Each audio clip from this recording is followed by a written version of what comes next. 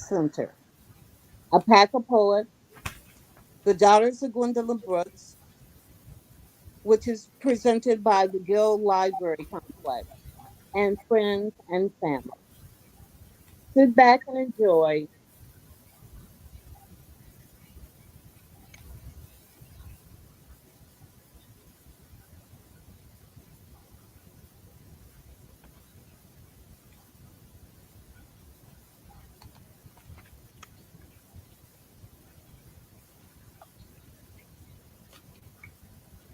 Good morning. Good morning, everyone.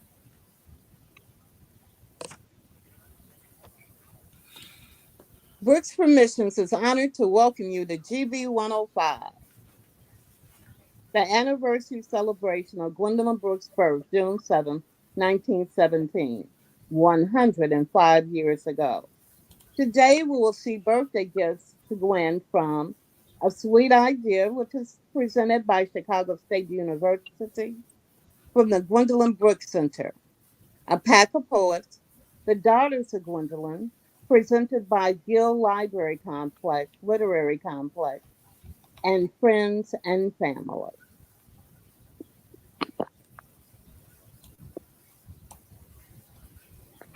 Hi. We're excited you. We've got so much stuff planned. We'll be talking to you about that all throughout the day. My name is Nora Brooks Blakely. Thank you, Cynthia Walls. Cynthia Walls is the Vice President of Brooks Permission. And hanging around our Madman Tech Manager, Darius Colquitt, you'll be seeing also throughout the day. So we wanted to start the day off with a poem from Gwendolyn Brooks. And one of her most popular newer poems is Speak to the Young, Speak to the Progress Toward. Say to them, say to the down keepers, the sun clappers, the self-sorters, the harmony hunters. Even if you are not ready for day, it cannot always be night. You will be right, for that is the hard home run. Live not for battles won. Live not for the end of the song. Live in the along.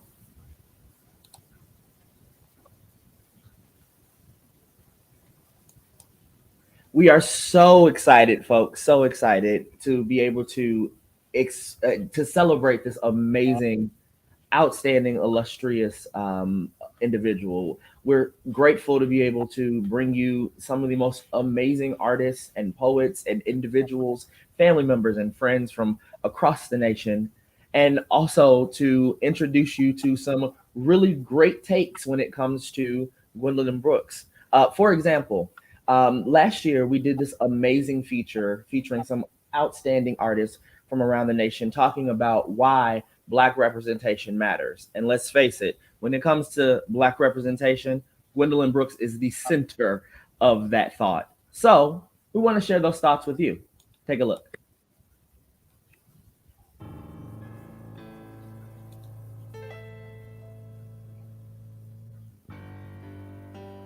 I think representation is important because it is about where we are now and who we are now. But legacy is important to our community because it is how we see ourselves in reference to the past, what we bring forward from the past. For me, growing up, being able to see people who looked like me, who sounded like me on things like television, on the internet, really influenced me. It hit me hard. It taught me that we can be something more.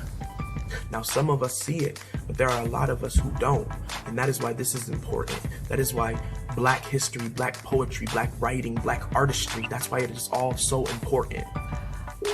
Just on a personal note, when I was younger, I didn't see people who looked like me. What I mean is, when I would read a book, I wouldn't see little Black kids in the book. There wouldn't be children with hair like mine, or a wide nose like mine, or a shape like me. it wasn't really anything that I felt I could relate to. As someone who's Native American, I know the stories of my family, and I know how proud it makes me feel knowing where I've come from. The Black community deserves that same representation. The ancestors set our path for us. Their energy goes forward into us today. We may not know who they were or where they came from exactly, or what they went through, but their energy has created us, and their legacy is with us still, and I believe that their love guides us every day. Representation and legacy are essential within the Black community, especially because on a day-to-day, many of us don't get to experience it. We don't get to feel valued. We don't even know our own history half the time because it's told only through a white lens and is often downplayed and misconstrued. So it's important for us to celebrate Black excellence and those who came before us. Things like that can affect your self-esteem and how you think about yourself. Not just in, do I like myself or not, but even in the goals that you set for yourself. If you haven't seen someone, for instance, be the president at the time, being a Black president isn't something that you're going to think that you can be if you don't see someone, or if you don't see that represented in that way. Preserving and sharing these important works by Black authors and thinkers and creators is important for lifting up Black joy and supporting Black grief. And when it's shared with the rest of the world, it becomes a beautiful, precious bridge between the personal and universal. What I think is most important in the Black community is representation.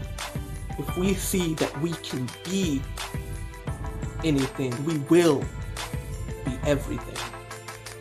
We can be superheroes, police officers, doctors, lawyers, volunteers, giving back to the community, and just lifting each other up.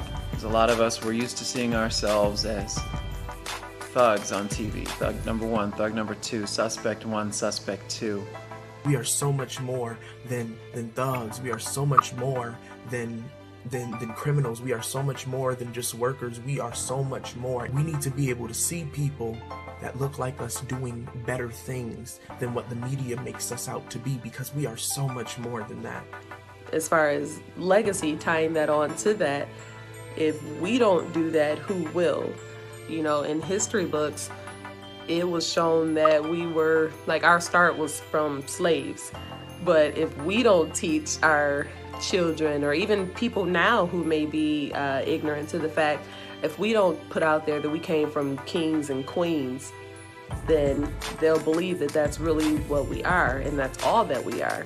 So it's important to change the thought process, to change how we view ourselves, and hopefully it will become the norm for the next generation. They'll just know who they are, if that makes sense.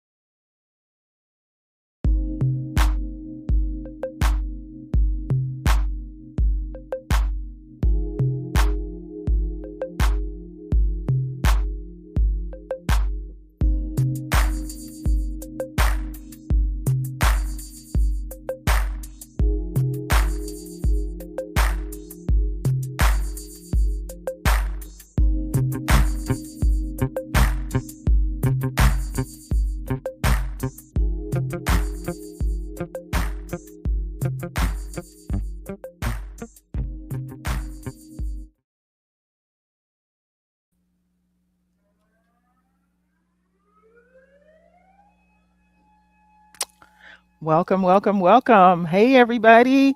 It is 10 o'clock right on the button because you can probably hear the air raid siren that goes off on 10 o'clock on some days. Apologies for that, but welcome to the A Sweet Idea with Nicole Bond. You are in the Brooks Bake and Cakery, so to speak. And we are going to do two things. So I'm going to be very mindful of our time. We are here until 11:15, where we will, there we go, where we will bake Miss Gwendolyn Brooks's famously delicious orange cake recipe. So for those of you who are joining and intend to bake with me, I hope I have some of you out there who procured all of your ingredients and are planning to bake. First thing you want to do right now is stop what you're doing and go preheat your oven. So you should preheat that oven to 375 because when you put the cake in, you need it to be already ready to go. So thank you, Darius. The amazing and wonderfully talented tech person Darius is behind the stage with the graphics, and he just showed us that orange cake recipe. Sure, you please share that again. These are the ingredients that you should have if you are planning to bake with us. They are 2 cups of sifted cake flour, 1¼ teaspoon of baking soda. That's soda, the one in the box, not the one in the can. 1 teaspoon of salt, 2/3 cup of butter, which comes out to be like a whole stick of butter and maybe a little bit more than a little bit less than half of another stick. Then you are going to also add 1½ teaspoons of grated lemon rind and 1 tablespoon of grated orange rind. We're going to do 3 eggs, 2 tablespoons of orange juice, 5 tablespoons of vinegar, and ½ cup of milk. So those are all of the ingredients that you should have ready if you intend to bake with us. If you want to do it another day, that's great too. But this cake is super, super delicious. Second thing we're going to do while the cake is baking is have a little bit of a writing prompt. So I'm going to give you something to think about while we're preparing. What I chose for us to do today was inspired by flipping through some of Miss Brooks's poems in the anthology Blacks. I have it right here. And I pulled out 5, because this is the 105th birthday. I pulled out 5 lines or titles from random poems in this anthology that have food references. And your mission, if you choose to accept it during the writing portion of our day, will be to craft a poem of at least 10 lines using all 5 of the lines or stanzas that are food references from poems in this anthology. And I'll give those to you a little later. Just wanted to get you thinking about what we're going to do later. But without further ado, we are going to make this cake. And I have a confession to make. It's just us, right? So I can tell you a secret. So the plan, and Nora knows this because we kind of talked about it and we thought it would be a good thing for, video production quality. I was going to fake bake this cake. So I was going to, like hold up all the ingredients. Here's the orange juice. Here's the eggs. Here's the sifted flour. And then put it in the oven. Let the time pass while we did our writing prompt, right? And then turn out this wonderful cake that I had pre-made. But as they say, what had happened was, I'll show you. So I made what was going to be the fake bake cake on Sunday. And this is all that is left. It is delicious. This cake is easy to make. I hope you will try it. If you're not baking along with me now, please make this cake. It's delicious. So I didn't think it would go over well if I put a whole cake in the pan, but only a half a cake came out of the oven. So I really want to make another one, and we're going to get started doing that right now. So as the recipe says, I have this amazing handwritten recipe that I procured from the archives at the Rare Books and Manuscript Library at U of I Urbana-Champaign. And this is one of my prized possessions now. This is Miss Brooks's orange cake recipe in Miss Brooks's handwriting. Happy birthday, Miss Brooks. So the very first step is we are going to beat the butter, sugar, and fruit rinds until fluffy. So in this bowl, I've got my butter. I'm going to put in my sugar. Da-da-da. And the fruit rinds, which are the orange rind and the lemon rind.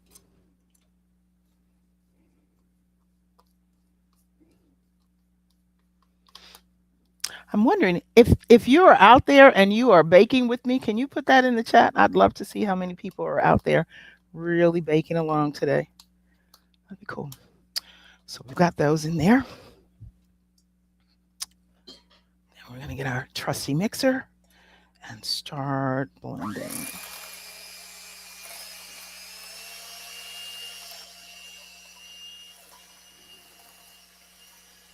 While that's mixing, I don't know if you can hear both me and the mixer, but if you can hear me, I'm jumping in to tell you that anybody who's out there who really, really knows me, like if any of my peeps or posse showed up, you know I'm a pretty good cook, but you also know I'm like a mediocre baker. Baking and cooking are very different things. Baking is science and math. If something tells you to put in 2/3 of a cup of something, that's exactly what it means. Cooking is more like if you're making a sauce or a pasta dish or roasting a leg of lamb, or you can kind of walk into the kitchen and smell, this needs more salt, or it's almost done, but it needs a few more minutes, or I forgot to put in something. You can kind of just tell by the way things look or by the way they smell. Baking, not so much. It is all science and math, and it wants you to do exactly what it's asking you to do. So this is going to go for a few more seconds because the instruction is to beat until fluffy. And it smells very good. And here's the time when I want to kind of just stick my finger in and take a pinch, but I will not. I will not do that. All right. So the next thing it wants us to do is to beat in eggs separately. It says separately. And that's another reason why maybe I'm not the best. I'm a better cook than I am a baker, because baking, I promise you, it is a science. If it tells you to beat in the eggs separately, that's exactly what it means. It means you want to put them in one at a time and let that one beat and then put the next one in and so on and so forth. So I'm going to do that. I'm also going to share just a little tip that I remember my grandmother doing when I would watch her bake when I was a shorty. She was an amazing baker. And whenever she used eggs to bake, she would take them out early in the morning and let them sit and get room temperature. Something about putting cold things into things that are going to go into a hot oven. It's just all a part of that process that people who really don't want to like take the time or have the patience to do those things and follow those steps to the letter, that's kind of what makes them be not the best baker. Let's see. Oh, Words and Wings says she's not baking today, but she is going to make this cake. I promise you, this cake, you saw what I showed you. I baked the cake Sunday. It's just me. I've eaten a half of a cake since Sunday. But anywho, on to the eggs. So I'm going to crack one egg. And what she would also do, if something called for more than one egg, she would put them in separately. She would crack the egg, kind of look at it and see, is this the egg I want? And then put it in. Because, I mean, eggshells aren't clear. You can't really see what's in there until you crack it. And if you crack it and it's not quite right, you've already put that into your mixture. So you want to crack them one at a time and put them in separately, just as the recipe instructs. So I'm adding my first one.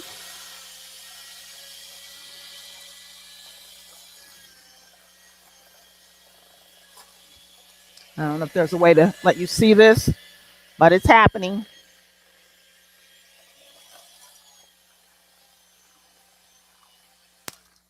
That one's thoroughly mixed. We're going to go with egg number 2.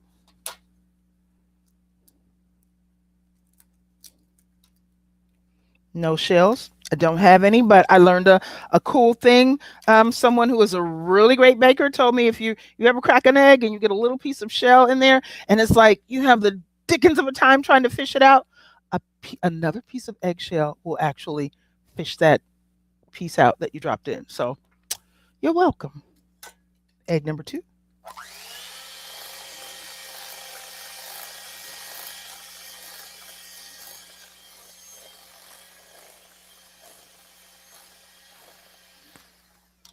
And egg number 3.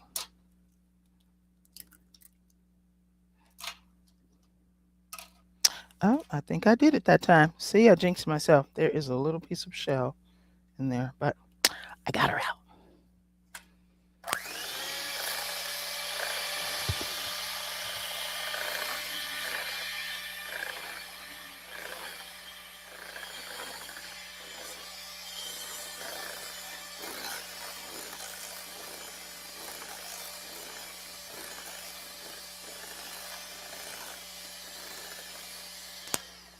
If you're following along, can you tell me what we do next?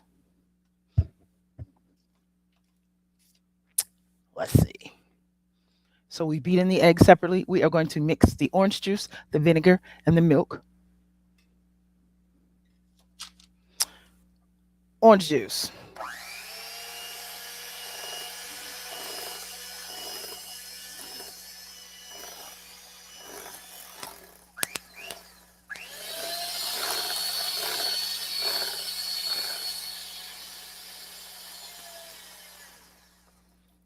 Vinegar. And here's where baking, again, it becomes exact and you have to do what it says, because I thought, I'm making an orange cake. Vinegar, what's with the vinegar, Miss Brooks? But again, it's that science and math element. Remember that kid in elementary school who would always like do the volcano for the science project at the science fair? And it was basically just baking soda and vinegar. And when that vinegar hit that soda, it kind of, it expanded and had a little bit of a science project effect. Here goes 5 teaspoons of vinegar. Teaspoons, tablespoons. I measured it right. I just don't remember what I said. It's tablespoons. Here are 5 tablespoons of vinegar going into our mixture.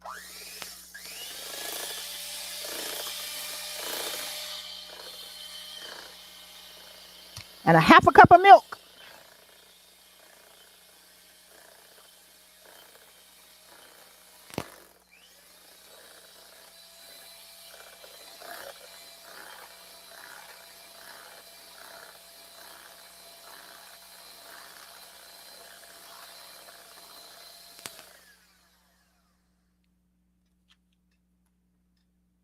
So to this mixture, we are going to add the flour and all of the dry ingredients. So that's the flour, the salt, the baking soda, and the instructions say to creamed mixture, which is what we just made. We are going to add alternately the dry ingredients and liquids and beat well. So,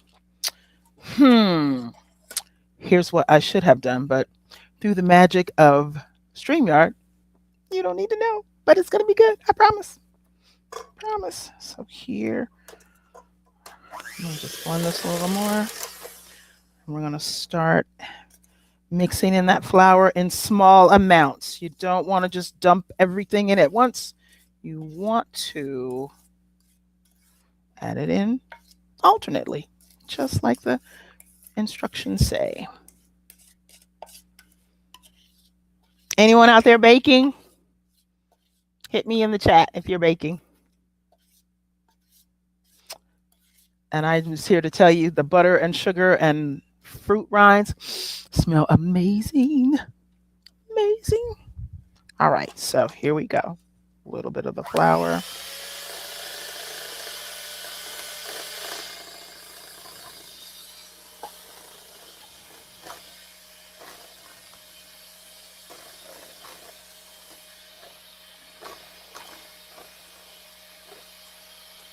I wish you could see what I was doing. My initial thought was to rig the two screens so you can have the overhead view and all of that, but just bear with me. I'll kind of lift as we go and show you where we are. It's mixing quite nicely. It's a lovely color. Ta-da! So a couple more batches of the dry ingredients.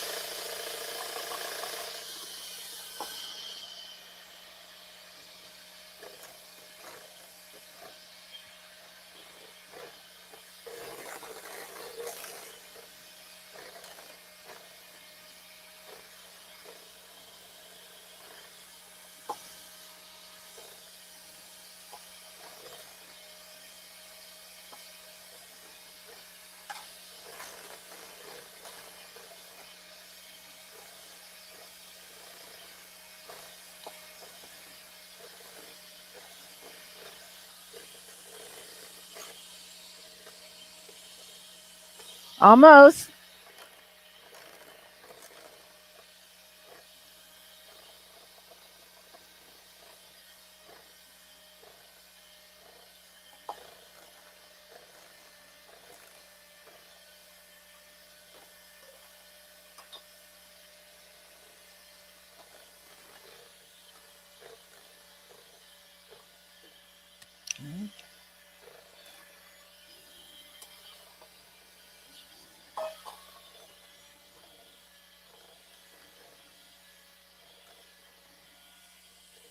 Shout out to my friends at the Smart Museum of Art who are probably deep in the middle of a public practice meeting, but they are taking a break to make a little cake. Happy to know you're here. It's looking good. Maybe, just maybe, I'll bring some tomorrow. Maybe. Probably not. Sorry.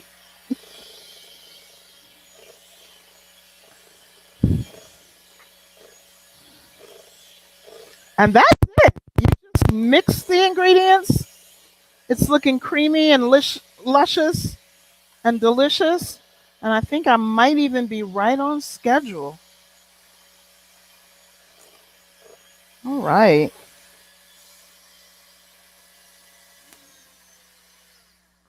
Nice. Were you always that kid that always wanted to, like, get your hands on these when someone was baking in the house? Yeah, this was the best part. But then we grew up and got sophisticated and learned that the raw egg thing is a no-no and you're not supposed to let kids have these. But yeah, I'm going to put these over here for later. Just saying. So this is going to go into your pans and into your preheated oven. Now the instructions say to use two 9-inch round cake pans, I have on hand a bundt pan, which I used, and it worked fine. The trick is, as the recipe says, you really want your pans to be greased well. This should be sponsored. They are not sponsoring us, but I'm here to tell you, oh my gosh, this thing right here, it is Pam's Baking with Flour Perfect Release Spray. I was in the grocery store looking for a thing, back to grandma, that my grandmother used to use called Baker's Joy. Couldn't find that. I don't know if they still make that. I don't know if Pam bought that company to make this, but oh my goodness, this thing right here, you want to take your pans, whether they are the 9.5 rounds, a baking, a bundt dish like this, or one of the 9x12 square.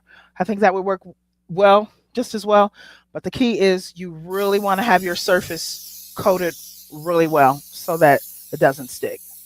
So if you think that this is too much, it's just enough. So you want to completely coat it, and then you're going to pour your mixture into that beautifully coated pan, kind of evenly, so that you don't have a lopsided cake. And once you get it all in, you can just tap it on your surface to make sure everything is evened out nicely. Ah, it smells so good. And you see the little flecks of the grated lemon and orange rind inside. Look really pretty.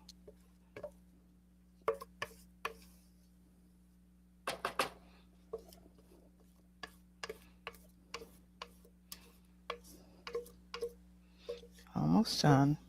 So we are at what time now? My time machine says it is 10:20. So here's what I learned when I did it on Sunday. The recipe says 25 minutes, says about 25 minutes. And that about is really an important thing to know, because every oven is going to be a little different. It varies whether you're using the 9-inch round pans or the single pan like I am using. All those little caveats affect your baking time. So it ended up, when I made it Sunday, took me a little longer. It was maybe ready in about 35 minutes, but we'll see what happens today. Maybe it'll be right on schedule since it's Miss Brooks's birthday. It's a holiday. And the cake knows we have an audience and that we have other things to do. So maybe it'll take 25, but we'll see. I'm just going to kind of spread this out a bit so it's nice and even.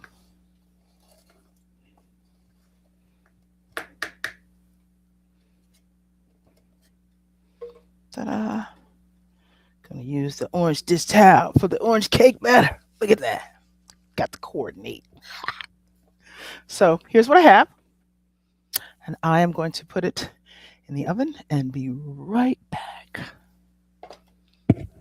This wire won't go that far. Stay there. Don't go. So you can put that.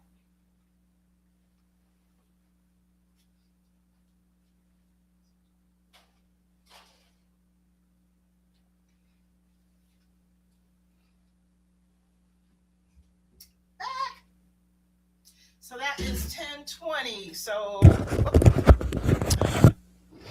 that was 10:20. We put it in. So that means what? 10:30, 10:40, 10:45-ish.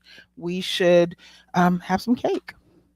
So while that is baking, do I have my writers here? I may not have bakers with me, but I know I have some poets or some writers in the house who are ready for a good prompt. Yeah.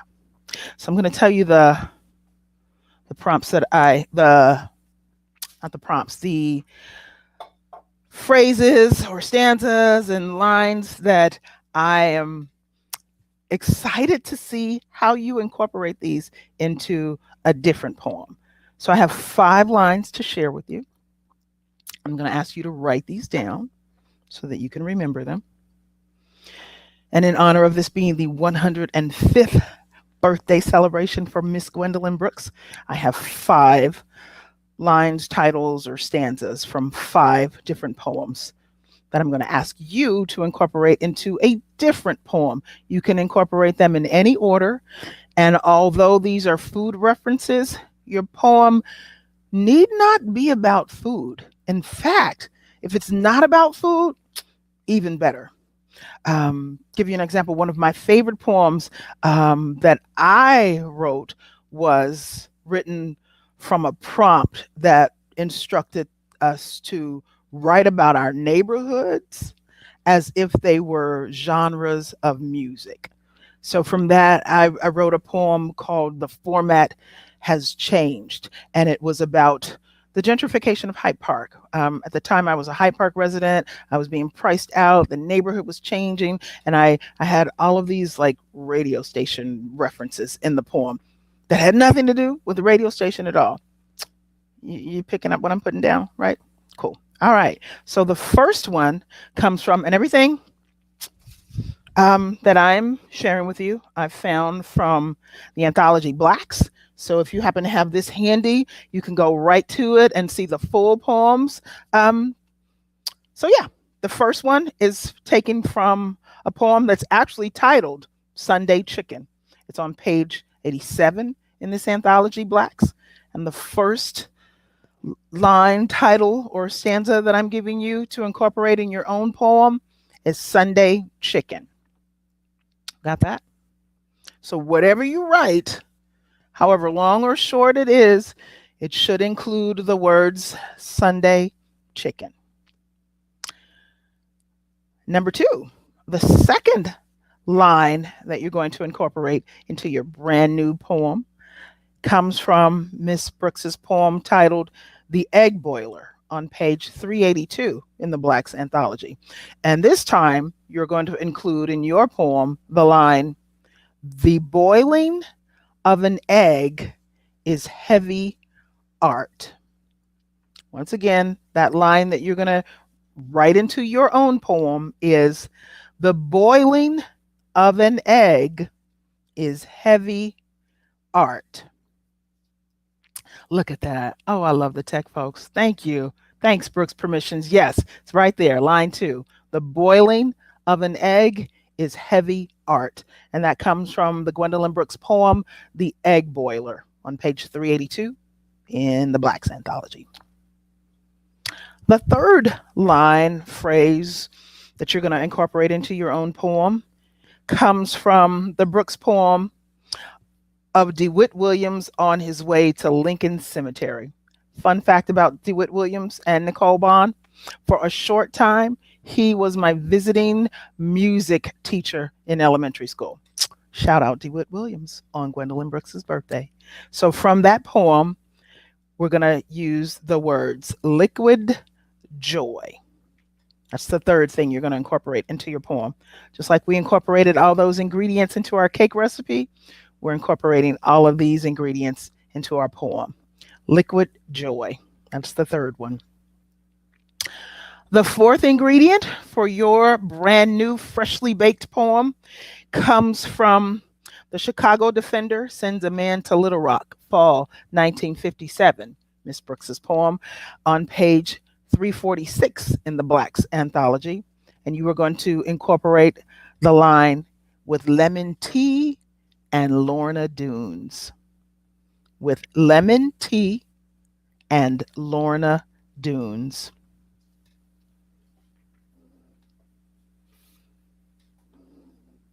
Thank you. Shout out if you like a nice Lorna Doone cookie. They're some of my favorites. Nice little shortbread. And then the fifth and last line that we are going to incorporate into our freshly baked poem comes from the Gwendolyn Brooks poem Hattie Scott on page 51 in the Blacks anthology. And the last phrase is going to be dishes done. Plain and simple. Dishes done. Best way to end any baking experience is with dishes done. All right, so we should have our 5 ingredients that we are going to incorporate into our freshly baked poem. I might even try and give it a stab myself, but I'm more interested to see what you create.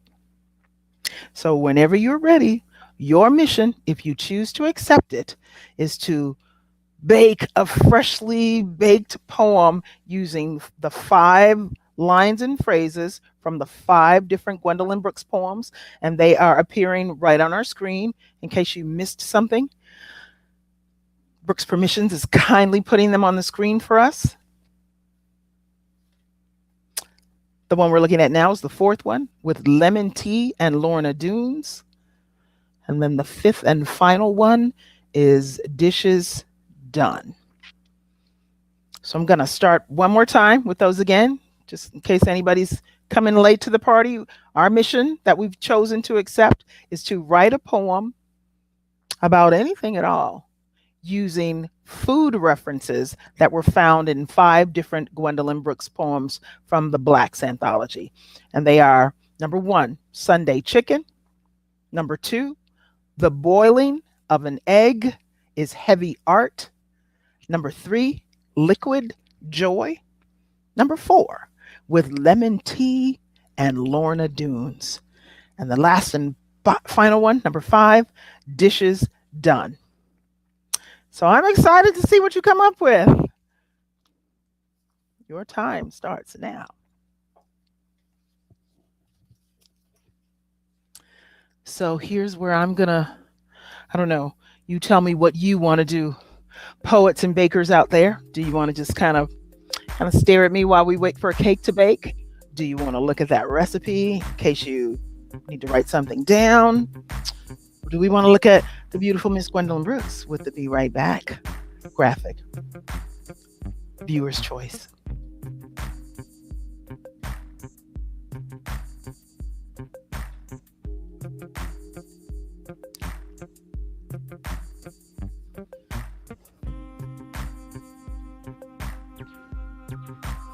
I'm going to start on getting some dishes done while you all are doing that. I'll be right back.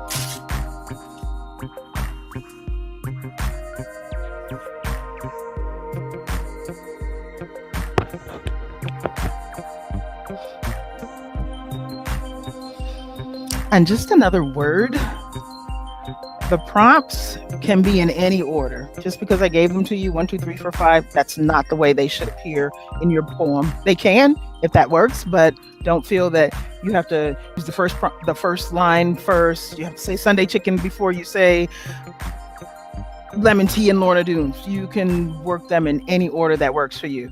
I'm just anxious to see all 5 incorporated in your recipe. Let's see.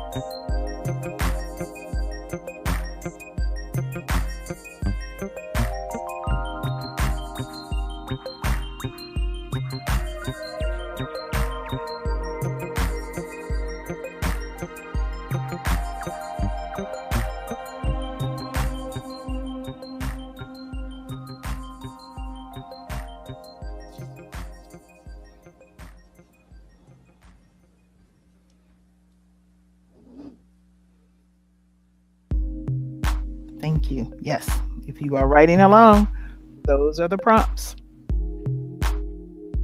And your mission is to incorporate all 5 of them into a freshly baked poem of your own on any topic.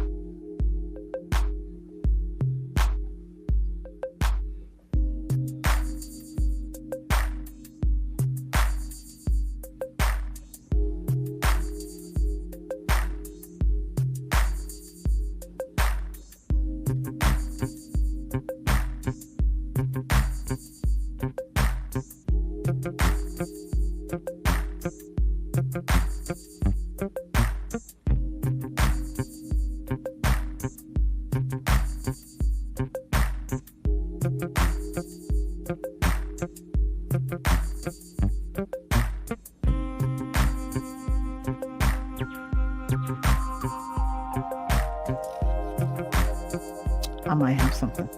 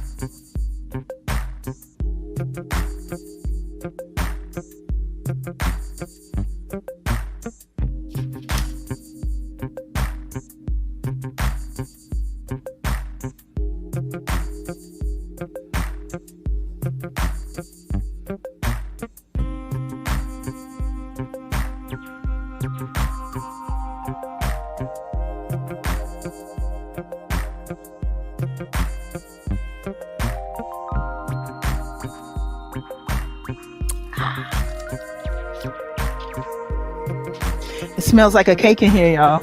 It's starting to smell really good. Let's see, where are we with time? 20. We're getting close. I'm gonna take a peek and see what the cake is looking like. Don't go away. I'll be right back.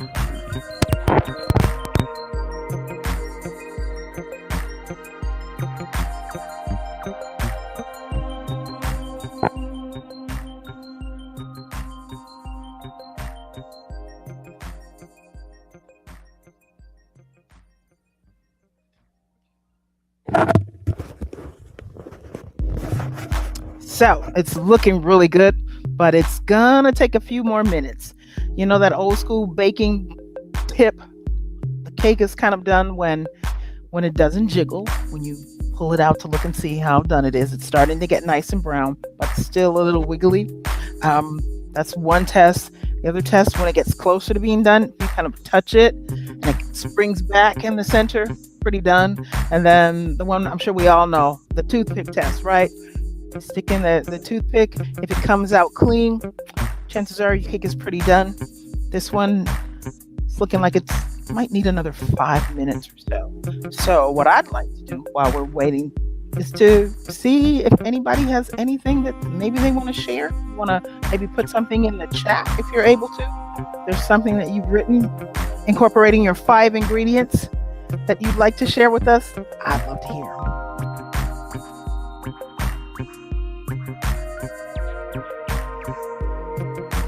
I'll be brave, don't be shy. It's just us on Miss Gwendolyn Brooks's birthday. Can you all believe Miss Gwendolyn Brooks would have been 105 years old today? It's amazing that we have had her and her greatness and her legacy in our lives for that long. I hope we really just stop to appreciate all that means. She is an incredible force that is still always with us. If you are in Chicago, if you're not, if you like poetry, if you don't, I promise you there are some ways that Gwendolyn Brooks and her legacy have touched your life, just in the things that she's written, the activism that she is known for. I think oftentimes we tend to think of Miss Brooks as this quiet, sweet, demure little lady. And yeah, she was some of that, but she was also this amazing, powerful force that just went out into the communities and took poetry to people to really let it have a purpose in their lives, to let poetry do what poetry does, which is affect the way you look at things, to help you see broader pictures of things, to allow you to process your feelings. Those are ways that poetry works, and I think no one did it better than Miss Gwendolyn Brooks. So whether you bake a cake or write a poem or not, do celebrate this day. This is a super important day for all of us who know and love Miss Gwendolyn Brooks and her legacy. I'm looking in the chat and I do not see any poems coming in. So I'm going to tell you what I have. Tell me what you think. Wait. My life and liquid joy left my room. Okay, come on, Words and Wings. Yeah, I'll snap for that. Who else? Who else is out there?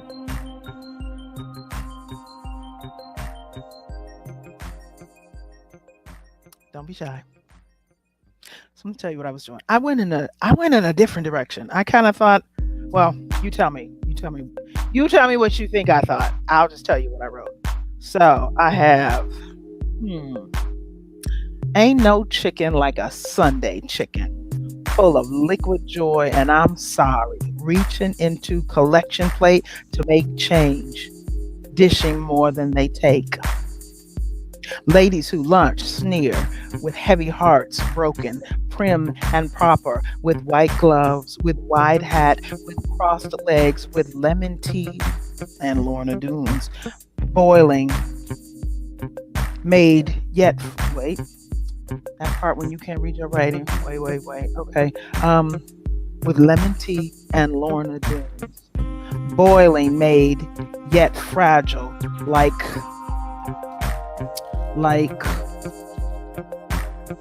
the boiling of an egg is heavy art. We gotta work on this. See, this is why it's a workshop, because you workshop the poem. So that part's not ready. That's me just trying to get it in because that's what I asked you to do. So I can't ask you to do something that I'm not willing to do, but this part needs some work. I think I like where I'm going up to the lemon tea and Lorna Doones part. But I have boiling. Oh, mad. Okay. See, couldn't read my writing. It's boiling mad, yet fragile, like the boiling of an egg is heavy art. We only know it's over when dishes done. I'm gonna snap for that. So yeah, I don't know what I'm gonna call that, but yeah, I might call this one Sunday Chicken as well. Kind of like a spin on that Golden Shovel vibe. Kind of borrow little things from here and there, and then you make a new thing out of the existing things.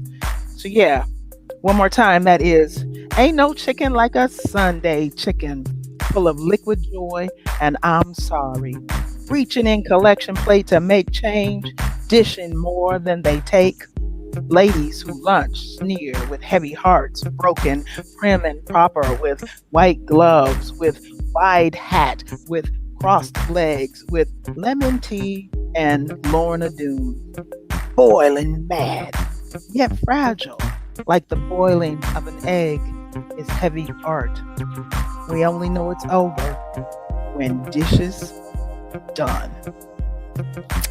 Rah, rah. I'm so silly, don't mind me, y'all. But if anybody has a title for that one, I'm open to suggestions. You can title that right now. It's untitled. Wait. All I have is Sunday Chicken.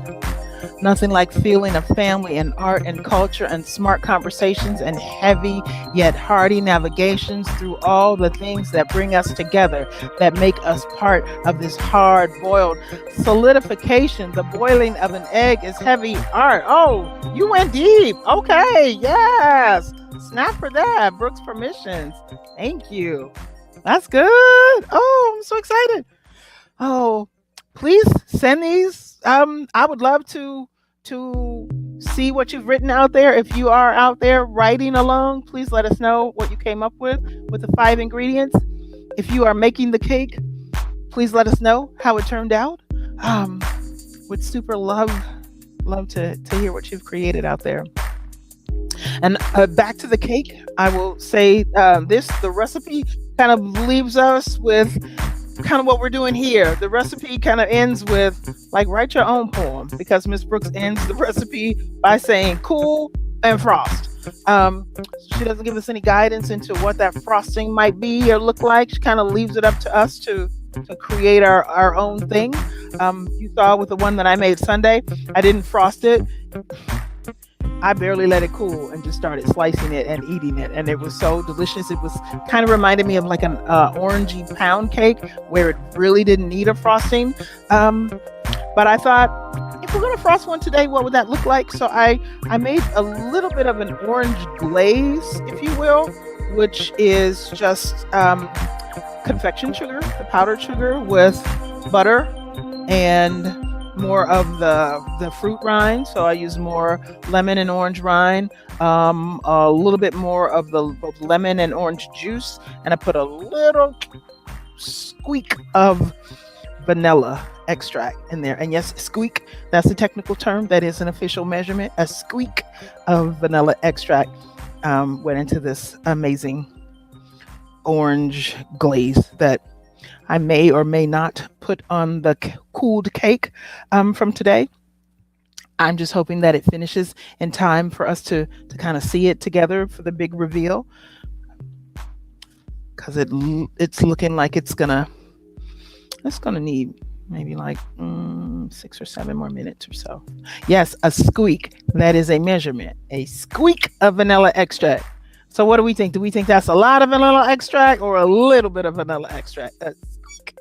Just a squeak. Just a squeak. So yes.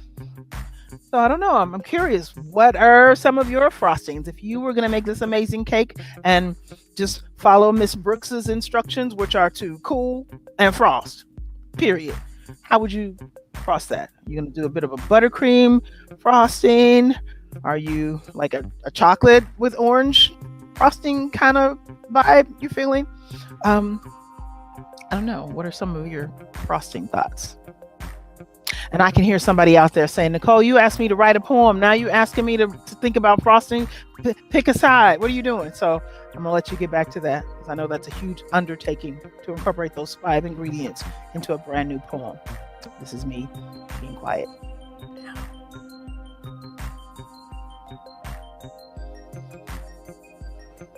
Be right back.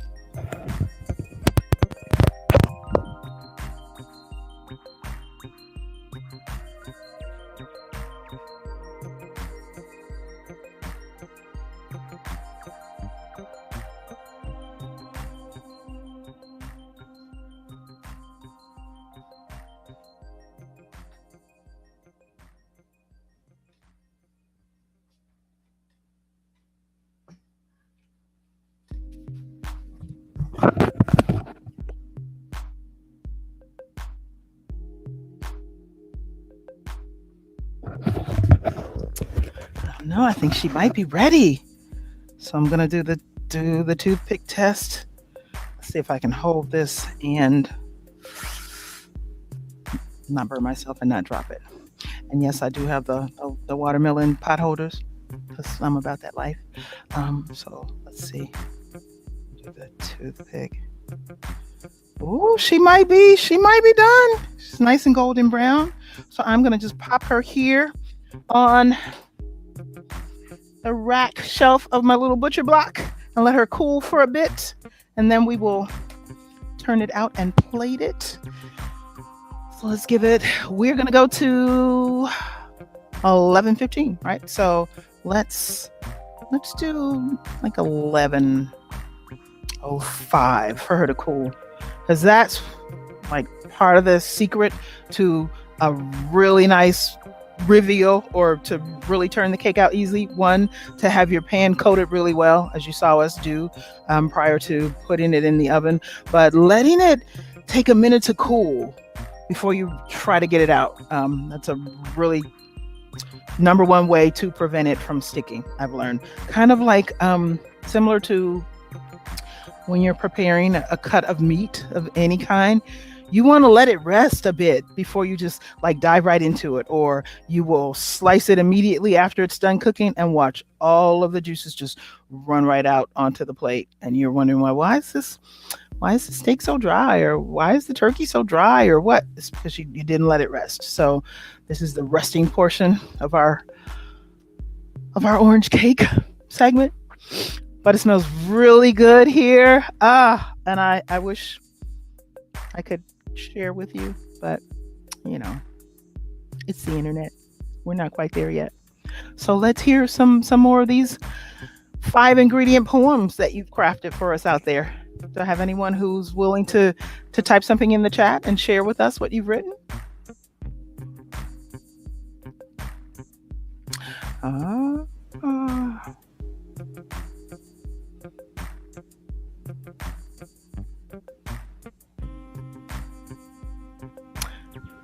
Don't make me think it's like just me and Brooks permissions here, like baking this cake and writing this poem.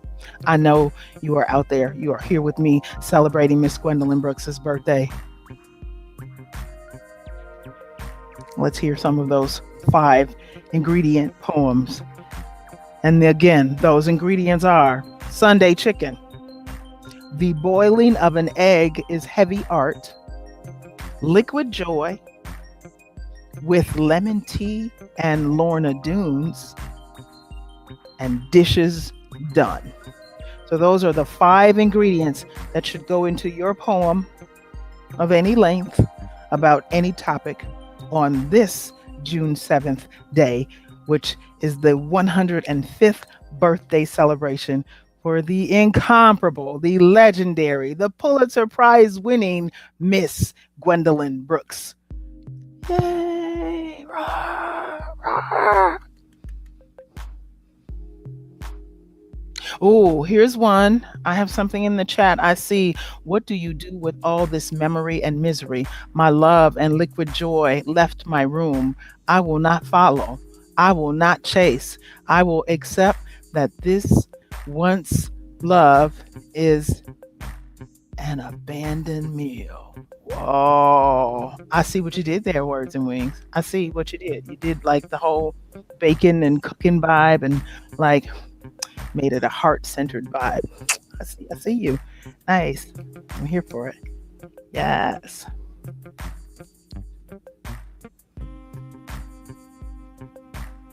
What do I do with this memory and misery? My love and liquid joy left my room. I will not follow. I will not chase. I will accept that this once love is an abandoned meal. That's how you know when it's done. If you abandon a meal, you're done. It didn't say I finished the meal. It said an abandoned meal. You just were like in mid and went, you know what? I'm done. Yeah, I've had that meal. I think we've all had that meal at least once. Yeah, it's time to walk away. You must walk away. I think our poems were similar. Our poems had a similar vibe because it was in there. I'll give it again. Here's how I incorporated my 5 ingredients. I have ain't no chicken like a Sunday chicken, full of liquid joy, and I'm sorry. Reaching into the collection plate to make change, dishing more than they take. Ladies who lunch sneer with heavy hearts broken, prim and proper, with white gloves, with wide hat, with crossed legs, with lemon tea and Lorna Doones. Boiling mad, yet fragile. Like the boiling of an egg is heavy art. We only know it's over when dishes done. Yeah, that dishes done part kind of sounds like that abandoned meal. I see you. Oh, here's more. Oh, it continues. Come on now. So the boiling of an egg is heavy earth. The Sunday chicken is merely bones. The lemon tea and Lorna Doones are listless and lacking on my tongue. Wait. Okay, you're moving faster than I read. Okay, continue. No plans for the next morning's menu. My day, my devotion, and my dishes done. Oh, some Poets in the house. I'm here for it. These are really great, everybody. I appreciate it. Awesome. Are you having a good time out there? Whether you are baking the cake or writing the poem or just being in company with us on this 105th Gwendolyn Brooks Day. How you doing out there? Who's out there? That's what I want to know. Can you, if you're out there, pop something in the chat for us? Let us know you're here celebrating with us. So the cake is starting to feel like maybe I can try and plate it. I don't know, I'm a little nervous. It was one thing when I did it by myself on Sunday and came out with this. So just so you know, this is live. It's happening in real time. So if it goes sideways, just know I did do the thing and it was amazing. It was amazing. And we will have this one. If this other one kind of goes sideways. Oh, I see Kim Black is here. Hey, Kim Black. Did you write a poem that you want to share with us? We'd love to hear it. And just put a stanza in the chat or two. It's just us.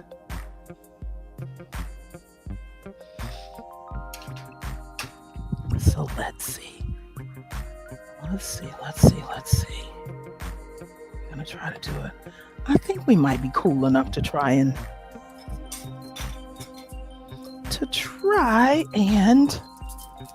flip the cake.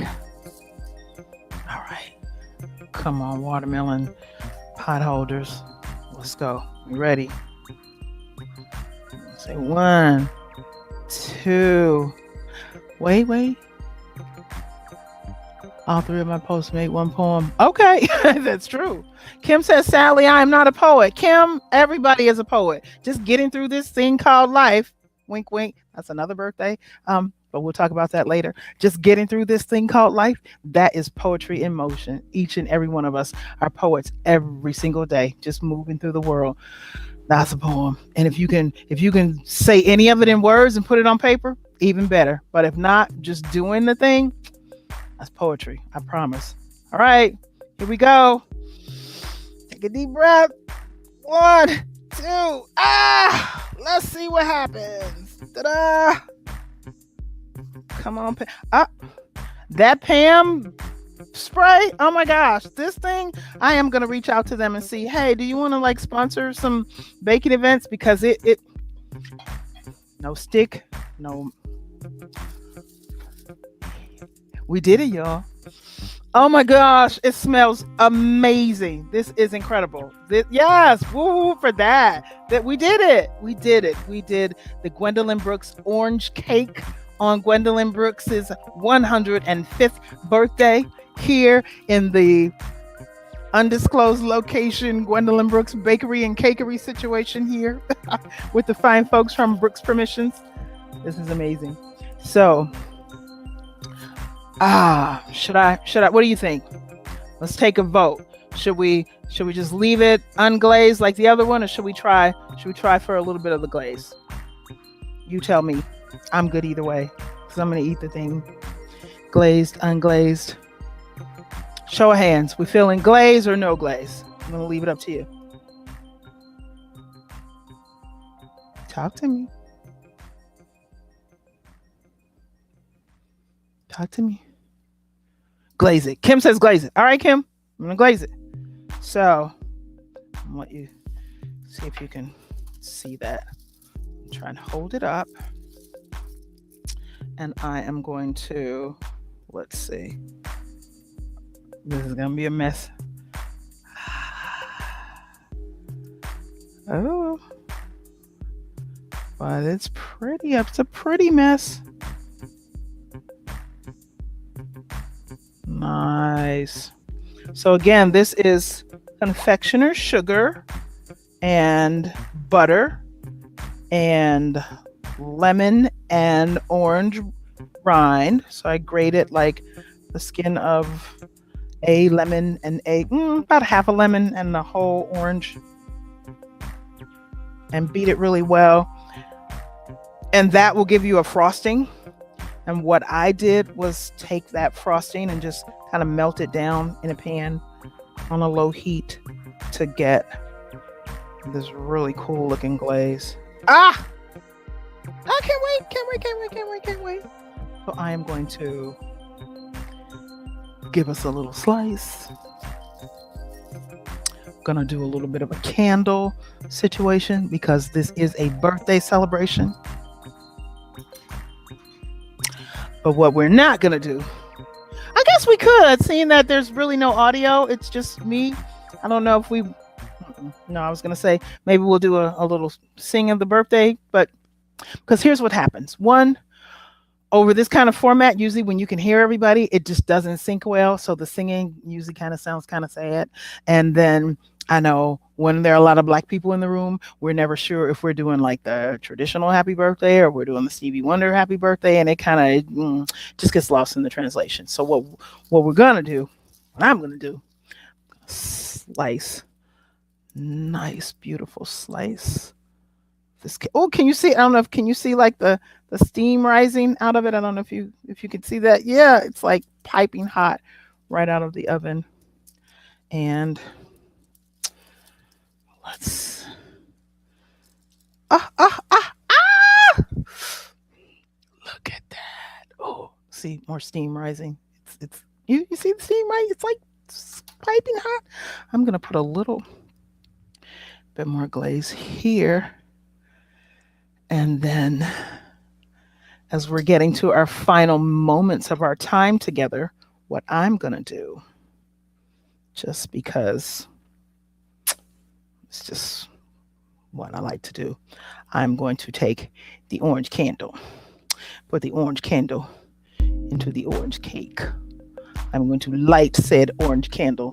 And I'm going to just let us have a moment to just make a wish on this holiday, if you will, where anything is possible. Holidays have that kind of special, I think, enchanted vibe to them where, you know, you just get excited and you're ready to celebrate. And with birthdays, that was the whole point of that whole making the wish thing, as you know, it's a special day and anything is possible. So I am just going to light this candle and let each and every one of you just take an opportunity to take a moment to think of Ms. Brooks on what would have been her 105th birthday, to think of all the goodness and every good thing that is in your life and the lives of those that you love and care about. Make a wish for all of the things you wish to see in the world, the things that maybe you wrote about in your poems. If there is anything that poetry can do, it can definitely inspire us. It can kind of touch the way we think. It can say with emotions and feelings things that we can't always say with words. So use this time and this moment to just make a wish on some of those things on this very special day. I'm gonna just let this be here while we wrap up our time together. We have a few more minutes to be in company, and I want to open up the space for anyone who hasn't shared, who is interested in sharing something that they wrote using the 5 ingredients. If anyone was baking along with me, if you want to type in the chat and let us know how'd your cake turn out. Is it as good as this one? You know what? Actually, it looks good. It you would think it's good, but I didn't taste it. So, excuse me for just 1 minute while I take care of that. Let's see what we did. Let's see.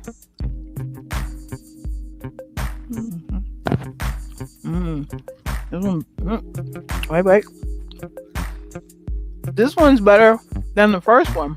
I don't know why. I guess because today's a holiday. Today's the actual birthday cake. This is the birthday cake. That was like the test cake. Let's see.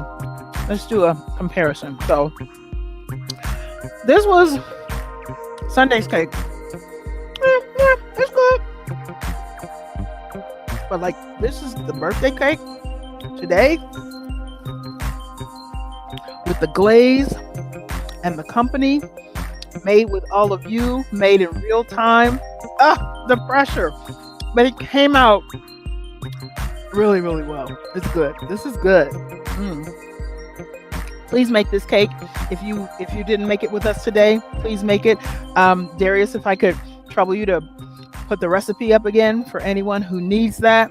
It's super easy to make. You see, we made it in real time in a virtual environment. So certainly you can make it at home in the privacy of your own kitchen with all of the things right at your disposal and no audience. It's super, super easy to do.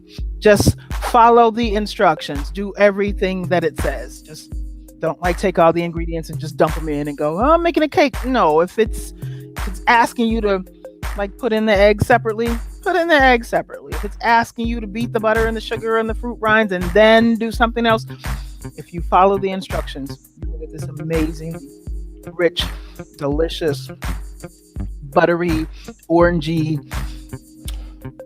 delicious cake.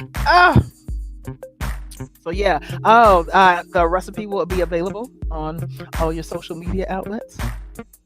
Good to know. And we are in the final 5 minutes of our time together. So I'm going to turn it back to you to continue working on your poem. If there's something you have that you'd like to share and put in the chat, we'd love to read it. You just kind of want to sit with this flame in celebration of Miss Gwendolyn Brooks. That's pretty good too.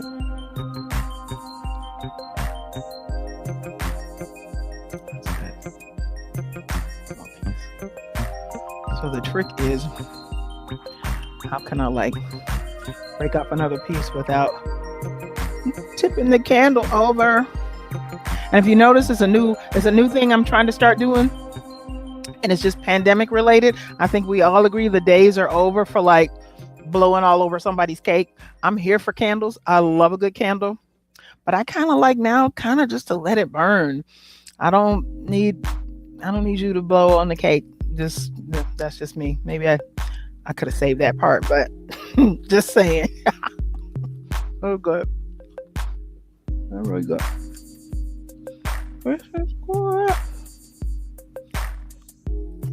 How can we find you on social media? I'm not on social media. I'm afraid of social media. I'm out there. Kind of hard to find. I kind of like to float under the radar, you know. But wherever there are poems being written or read, stick around long enough, I promise you, I'll show up. You'll turn around and you're like, oh, she was here the whole time. Yep. Kind of stealthy that way.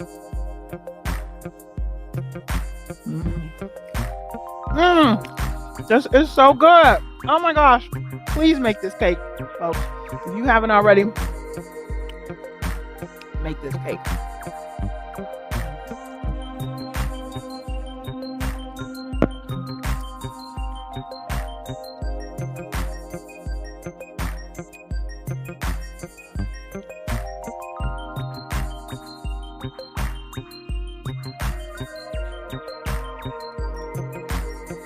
And do stick around for the full day.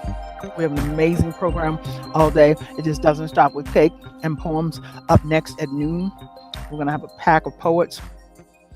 Some of the most amazing poets that you've heard are going to just kind of share some of their reflections on Miss Brooks. Some of the folks I know who will be there, Pulitzer Prize winning and Gwendolyn Brooks open mic winning poet Taimba Jess, Professor Eve Ewing, poet and author Nate Marshall, and many, many, many more are going to be up next as this program continues. So do stay with us all day. This is a full day of celebratory events and offerings to acknowledge the life and legacy of our very own Miss Gwendolyn Brooks. Thank you so much for spending this time with me, and I'll see you next time. Yes, she did eat that cake while the candle was burning the whole time. Yep, sure did. Yep. Yes, I did. See you.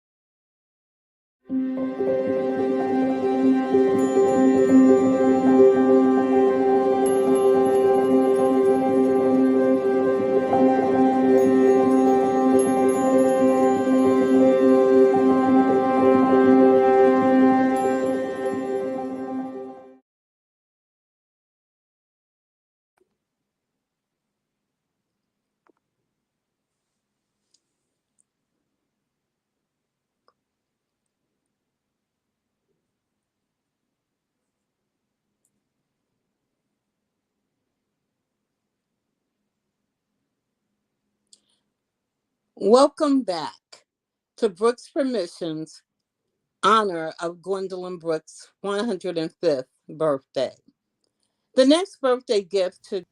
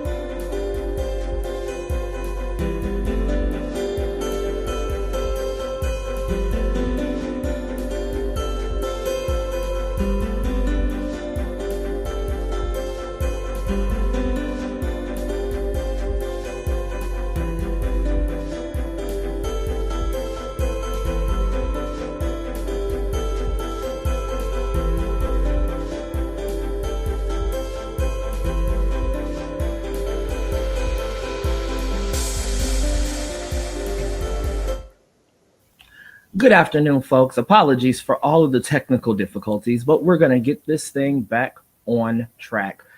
We were in the middle of a reading, a beautiful reading of a piece by Gwendolyn Brooks entitled Song or I'm sorry, an excerpt of a piece of Gwendolyn Brooks entitled Song of Winnie Mandela. And this excerpt reads, my poem is life and not finished. It should never be finished. My poem is life and can grow. Wherever life can grow, it will. It will sprout out and do the best it can. I give you what I have. You don't get all your questions answered in this world. How many answers shall be found in the developing world of my poem? I don't know. Nevertheless, I put my poem, which is life, into your hands where it will do the best it can. And now we'll toss it over to our president, Nora Brooks Blakely.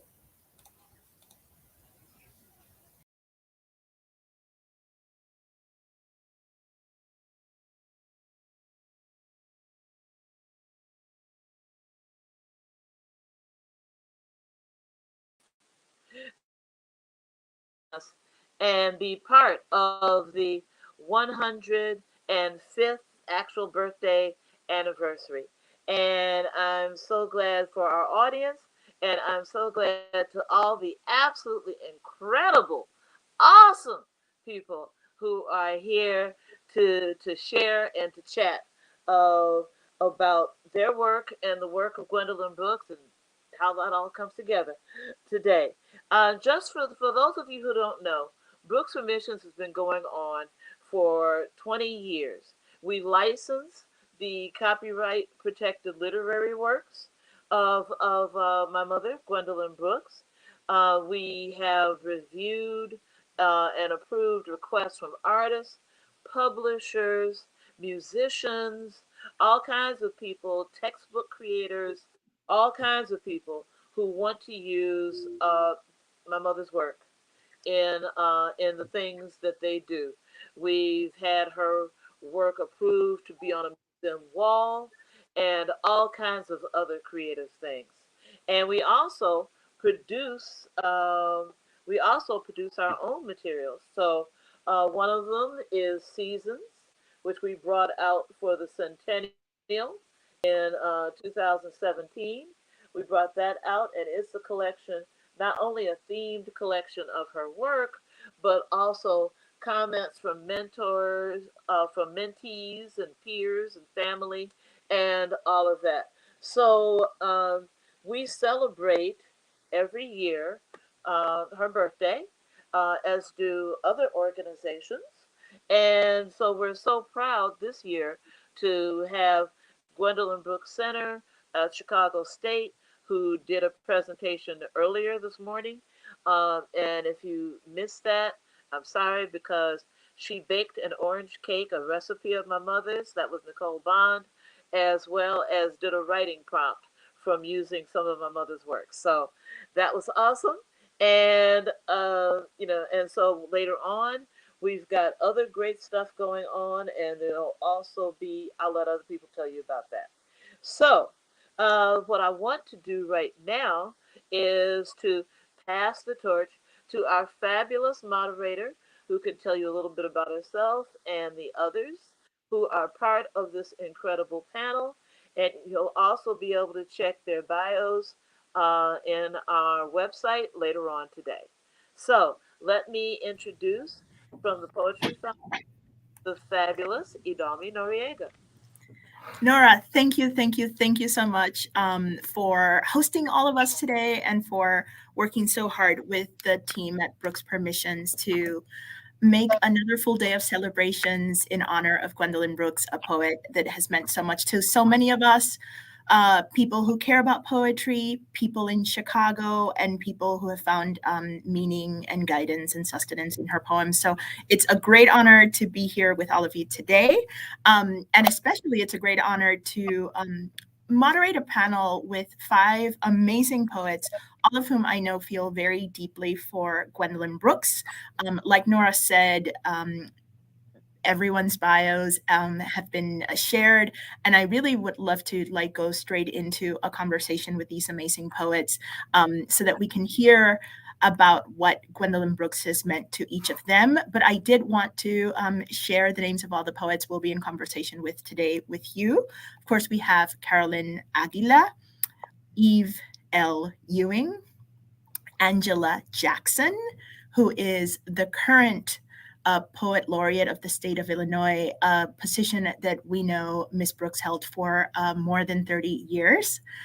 Tahimba Jess is our next poet, and then, of course, Nate Marshall. So welcome to all of you. Thank you so much for tuning in from across the country and for joining us to celebrate Miss Brooks today. And Carolyn, I would love to start with you. Can you tell us a little bit about the first moment you remember encountering Miss Brooks' poetry, or perhaps even her in person, and what that experience was like, and what it means to you to this day to have that connection?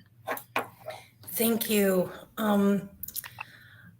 Well, I've thought about this a lot because in so many ways I feel like Gwen has always been there in my professional life. And while I'm sure, I can't verify the exact date, but while I'm sure that I encountered her poetry probably in late high school and college, it was really when I started as an intern at the Department of Cultural Affairs at the Chicago Cultural Center that I really began not only to engage with her work, but to really understand the depth of her importance in Chicago's literary life and way beyond that.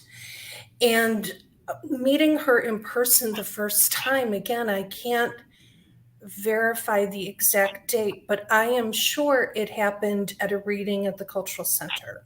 You should know that my mentor, Sandy Royster, who's deceased, was the program director at the Cultural Center. And we did all of the programming there for performing and literary arts.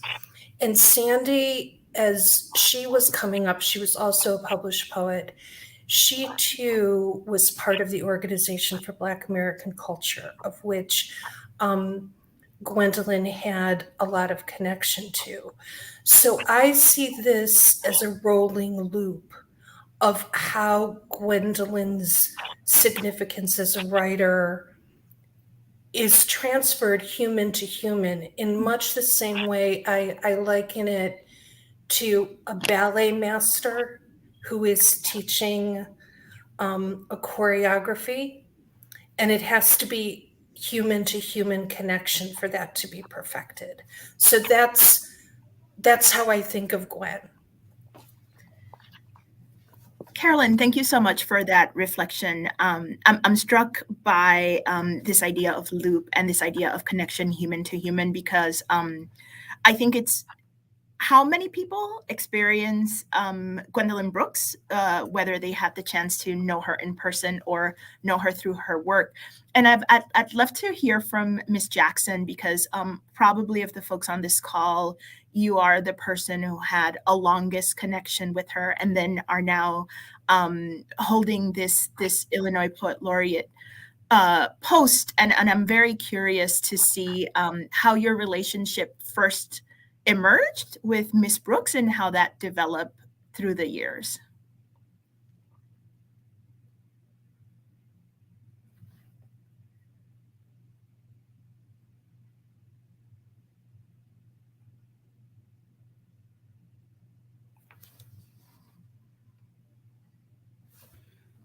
I didn't quite hear that. Could you type it in for me, what you said?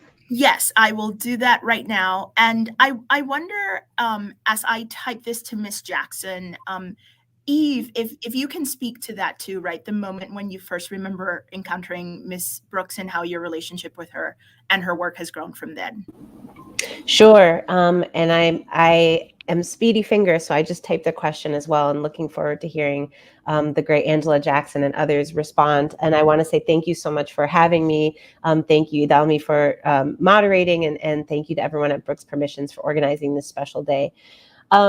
Like countless school children through the generations at this point, my first encounter with Miss Brooks was through the Pool Players 7 at the Golden Shovel, We Real Cool.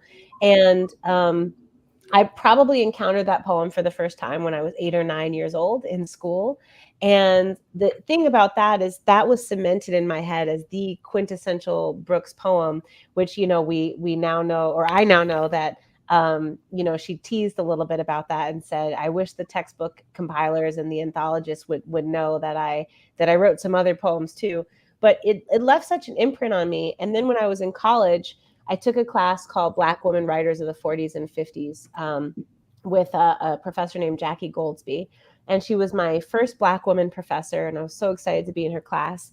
And she had us read lots and lots of excerpts from Blacks, the kind of definitive compendium of Brooks poetry. And I remember reading Annie Allen for the first time and reading the Aeneid. And for those who haven't read the poem, it's obviously a riff off Virgil's The Aeneid, but it's spelled Anniad, as so kind of playing with the name Annie. And I read that poem, and I was 19 and 20 years old, and I read it, and I got to the end, and I said, that was the most beautiful thing I've ever read in my life, and I have no idea what it's about. I don't get it at all. And I became obsessed, and I thought, if I can go to my class today and walk out understanding this poem, I will be a different person. I will be a better person.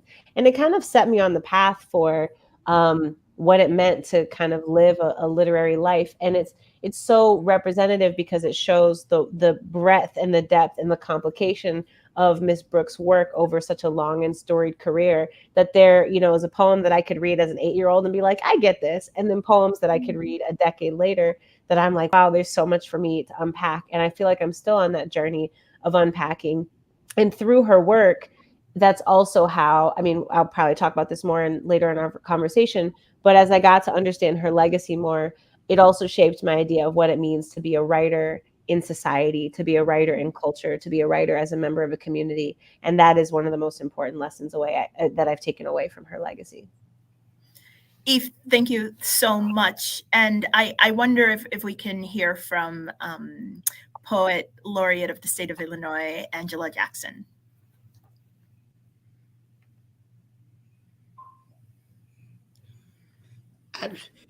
I was looking over to the side, so I didn't hear what you said. Would you repeat it? Yes. I was wondering if you can tell us about the first time you met Miss Brooks and how your relationship developed through the years. Okay. The first time I met Miss Brooks, I didn't meet her. The first time I saw her was in 1966 when I was in high school.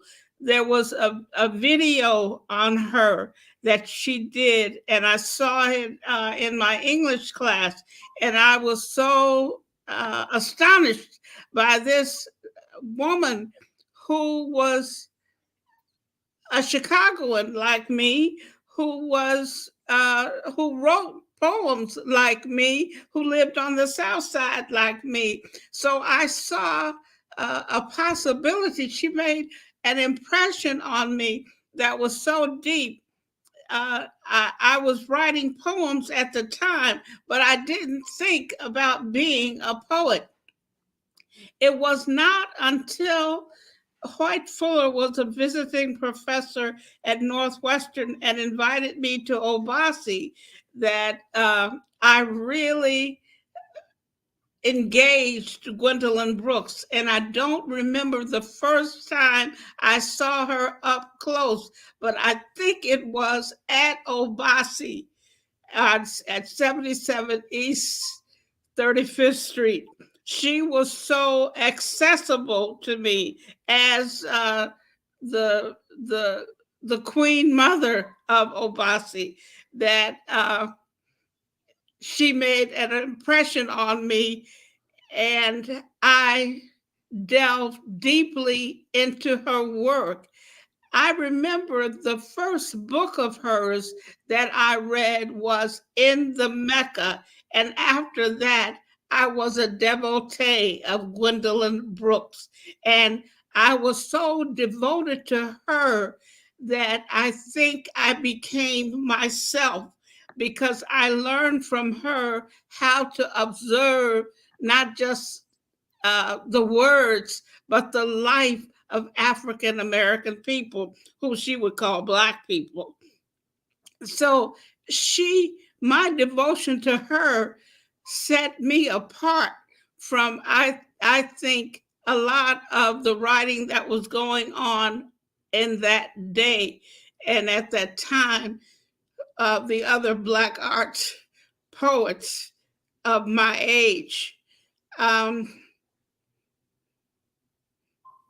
it was through her that I found myself. Of course, I didn't meet her personally until later because I thought of her as Nora's mama.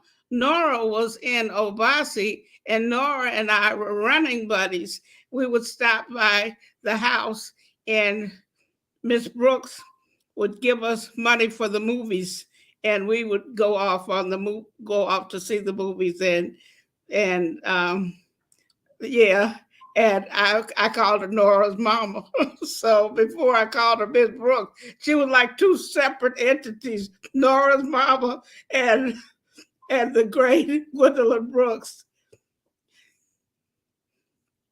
I love that so much because that is, as a person, I never had the chance, the honor to meet Miss Brooks in person, and I came to Chicago in 2002, of course, knowing her poetry and loving it. But it is astounding to me the number of people in Chicago who have personal connections to Miss Brooks and think of her as this cool lady that's a poet that came to my classroom, or this person who gave me money on my street because I carried her groceries into her house, or like you said, Miss Jackson, Nora's mom. And I think it's incredible that she holds this space in our city as a beloved figure, both as like the great, amazing poet and also this very warm and engaged citizen of this city. Tahimba, I would love to hear from you a little bit about that first encounter, and also through the years how your relationship with Miss Brooks grew. Well, first off, it's an honor to be a part of this panel with these esteemed poets, and it's always a good day to celebrate Gwendolyn Brooks. I believe that my first encounter with Miss Brooks was through the word, of course. I would echo that, of course, her most famous poem, "We Real Cool," was, one of the greatest hits played in elementary school, so to speak, when I was a kid in Detroit.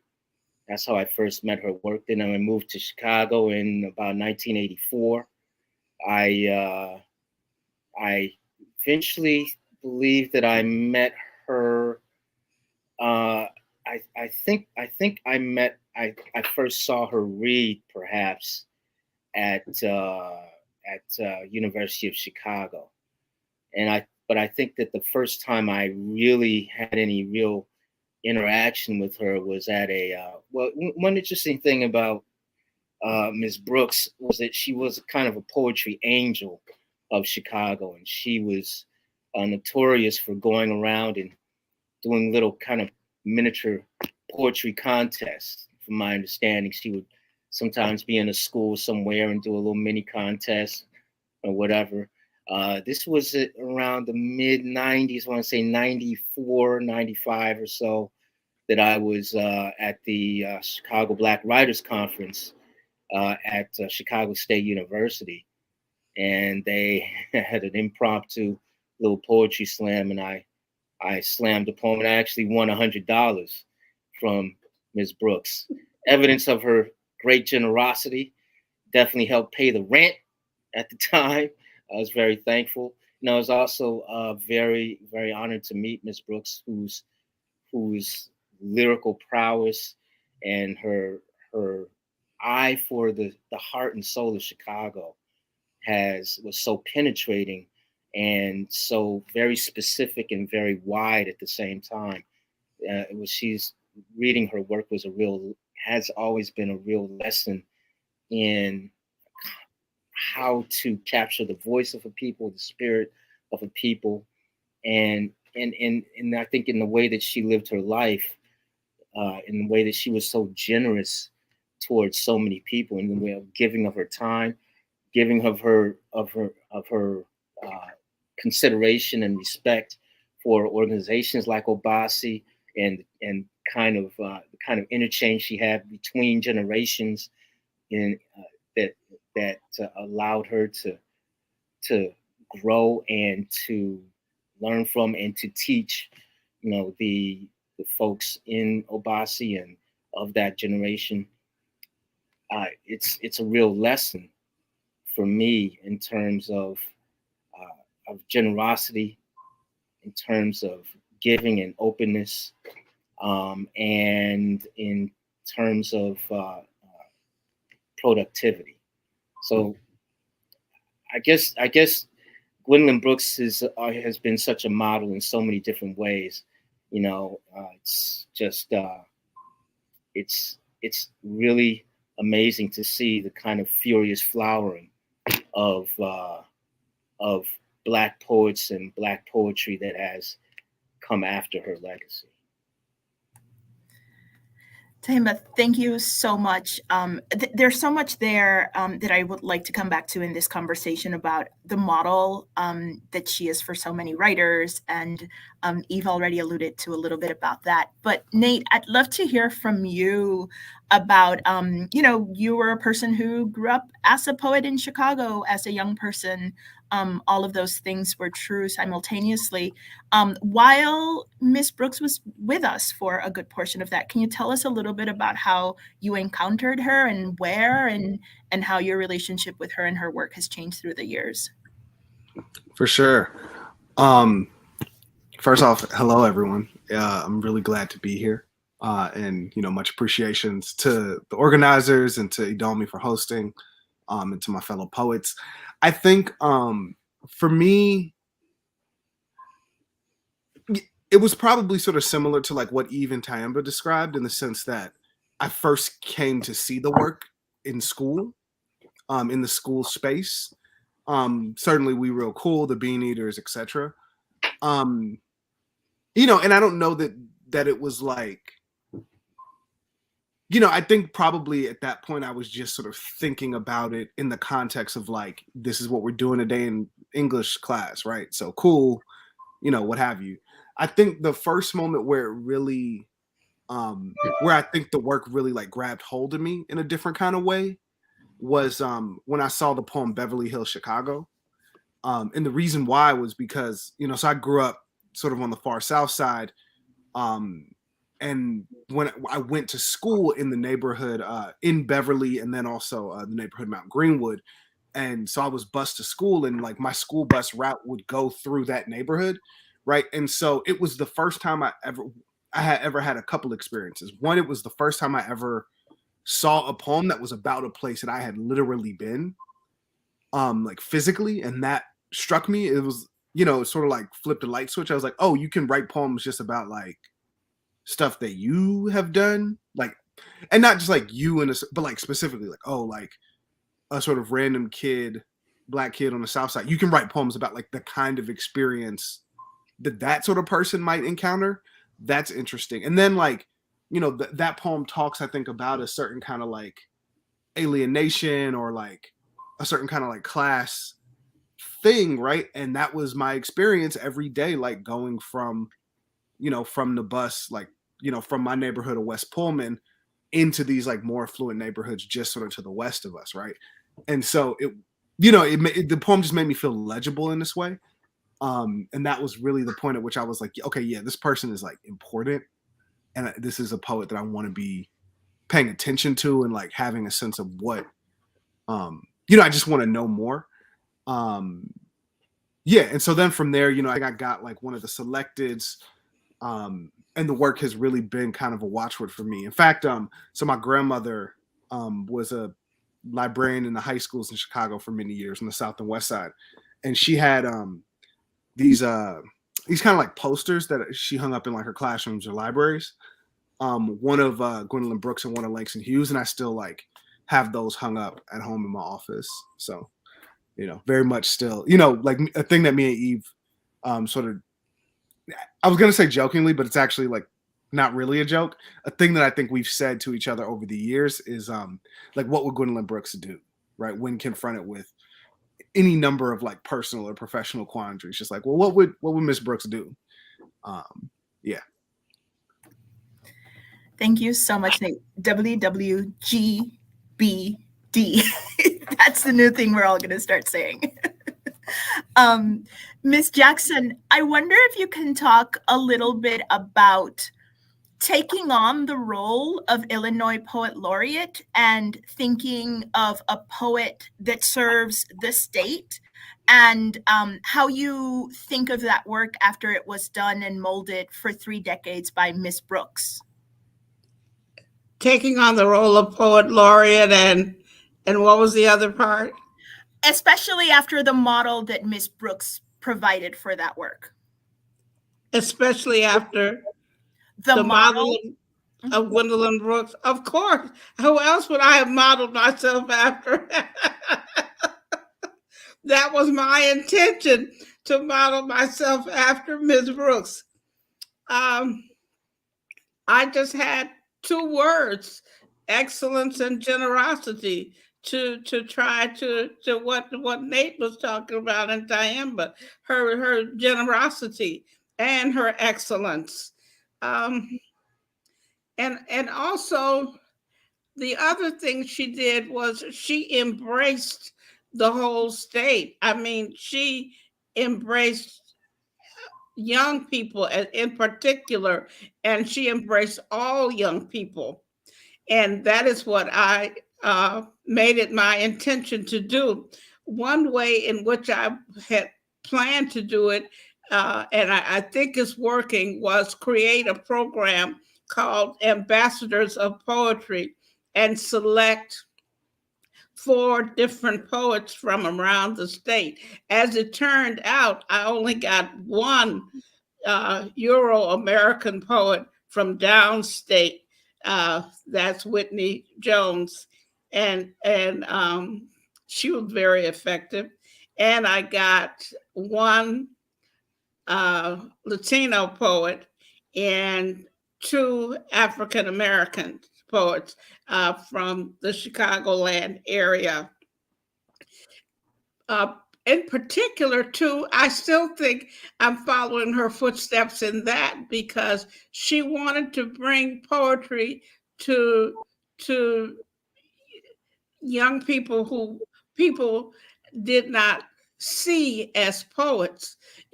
Traditionally, poetry has been considered the art form of the elite. Well, she brought it to the people. She saw it. She saw a source of creativity, and she said this in her video. She saw poverty as a source of creativity, and as a subject for creativity. And I wanted to do that with the Ambassadors of Poetry, and I think I have. I've also done quite a few readings on my own, not nearly as many as she did. When I was working on her biography, I found out how much Miss Brooks was on the road. She was on a traveling train from September through June, almost continuously, an exhausting schedule. But she did it, and she gave of herself, and she, after each reading, she would talk to people and sign their books for an hour or more until the last person's book had been signed. I don't think I have that kind of stamina to give, but I try to be the kind of giver that she was. So I had a good example. As far as excellence, well, Gwendolyn Brooks is Gwendolyn Brooks. I'm like, I do the best that I can, but I'm not Gwendolyn Brooks. All I can do is be the best that I can. And we're so honored that you are our poet laureate. Excellence and generosity. You brought it down for 2 words, to 2 words. And yes, I think that all of you on this call, I think that through your work, both on the page, on the stage, and teaching and in cultural organizing, bring that spirit, and Ms. Brooks serves as a model. And I have a question that I hope that both Eve and Nate can kind of answer jointly or together, because I know that so much of the work that you do across your lives is molded on Miss Brooks's kind of legacy in Chicago. And I wonder if you can say more. Eve, you mentioned a little bit ago that she taught you a lot of what it means to be a writer in the world. If you can say more about that, and then Nate, if you can take it from there after Eve speaks. Yeah, well, thank you so much. I mean, part of why it's such an honor to be on this panel is because I am continually learning from the legacy of Miss Brooks, as not only she left us, but as it is lived and embodied by the other folks that are in community with us here today. And so, you know, I just like to be grateful and give people their flowers when I get a chance. And so thank you to all of you. But, you know, I think that the phrase that I often find myself going back to is a poet in the world. And Gwendolyn Brooks was a poet in the world. As Miss Jackson brought up, there's often this very elitist image of what a poet is. I remember I had an opportunity to visit Key West, and I went to one of Ernest Hemingway's many homes. And in Ernest Hemingway's home, there was a special little attic studio area. And on the tour, they tell you, oh, every morning he went up at 6 a.m. and he sat in this special little attic studio, and somebody brought him a tray of food and left it outside the door. And that's the image a lot of people have, that a writer like goes up into a room and you kind of think your thoughts, and genius and inspiration strikes you.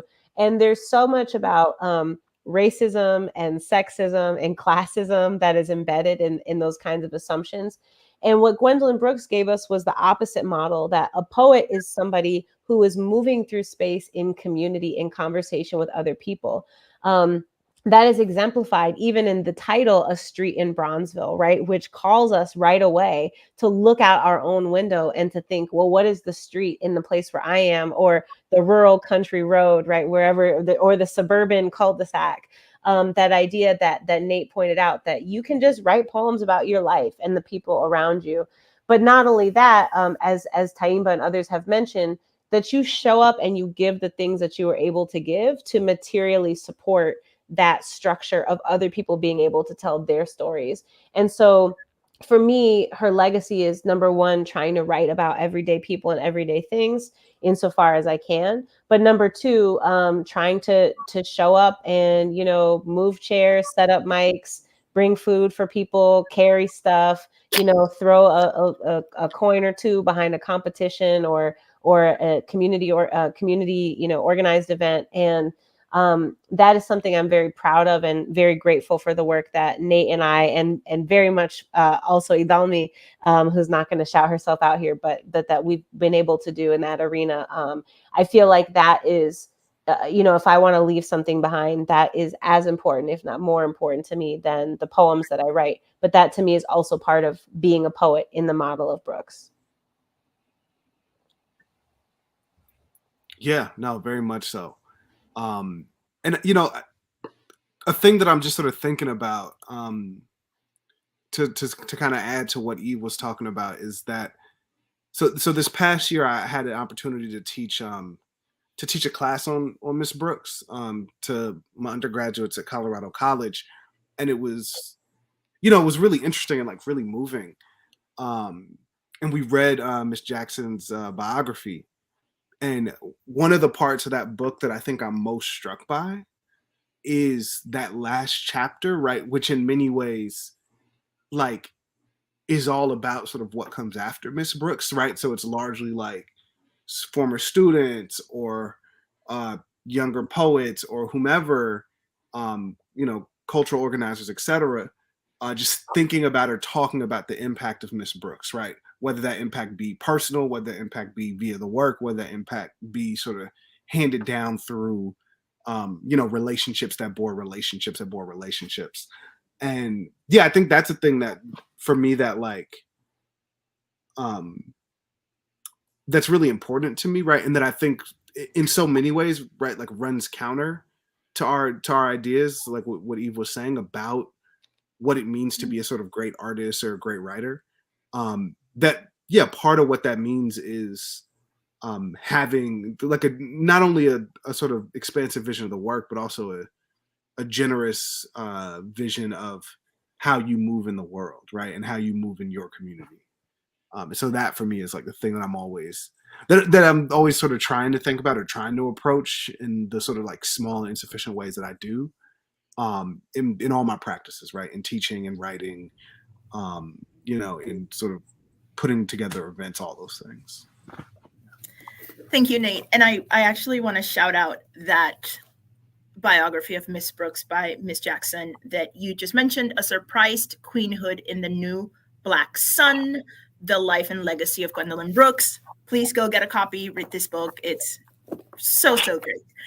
Dahimba, I wonder if you can speak a little bit to kind of the national legacy of Miss Brooks, right? And how poets, but also readers are still encountering her work outside of Chicago, which I think is there's a difference between kind of like the deep personal connection that people in this city feel to her and how others in other parts of the country feel, where they understand her legacy as being of excellence and generosity, but perhaps there's a distance there that doesn't exist in Chicago.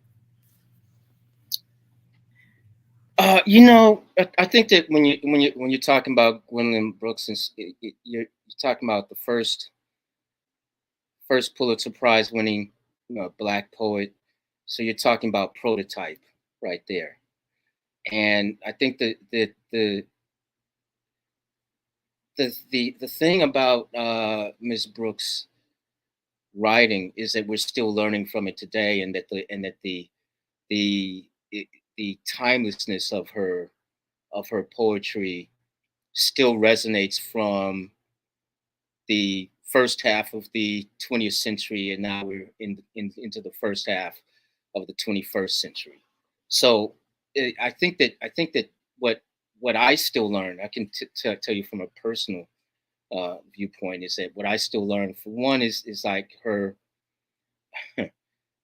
This may sound, I guess, I don't know how this is going to sound, but the way she uses rhyme, for instance, the way she's able to lace rhyme into the poem and still have the poem maintain its unique integrity, and still bring a kind of resonance that goes through from era to era to era, and is able to cling without cloying. Look at a poem like The Mother, right? And look at the line structure in that poem, and look at the internal rhyme in that poem. Those are still lessons that I'm still learning from today, and I think that other poets are also learning from. Not to mention the level of fearlessness in a poem like The Mother, which was just to take it topically for 1 second, was written before Roe versus Wade, and now is more relevant than ever, right? And in its in the way it addresses motherhood and abortion, right? What you're talking about is the ability to address the historical topics, current topics, the issues of race, issues of gender, and to have them resonate in a body of work that extends over decades and do what poets want to do, which is to be heard beyond your lifetime and to resonate beyond that lifetime. I would also add on this other thing, and that is that part of her legacy lives structurally. In other words, let's say her engagement with organizations like Obasi, right, still resonates today. In that there are organizations like Furious Flower, started by Joanne Gabbins, which was really supposed to happen with her at Furious Flower, right? She was supposed to present at Furious Flower, and that didn't happen. But organizations like that still exist today. Furious Flower, Kaveh Khanum, I would say the Watering Hole, Callaloo was doing it for a minute. All these different kinds of levels of people of organizations that were sustained. Let me put it like this: her engagement with literary organizing, okay, in the 60s and through the 70s, particularly, like, set a framework for the kind of engagement and community organizing and literary organizing that is happening today. Thank you so much. I'm kind of adding to my list of words, right? There was excellence and generosity, but I think that there's also stamina. There's also engagement. And I also think there's a fearlessness in how we still kind of live and think about Miss Brooks, because she was a path maker in all the ways that you described, Timba, including her move to say, I am this popular poet, and I am going to go support Black presses.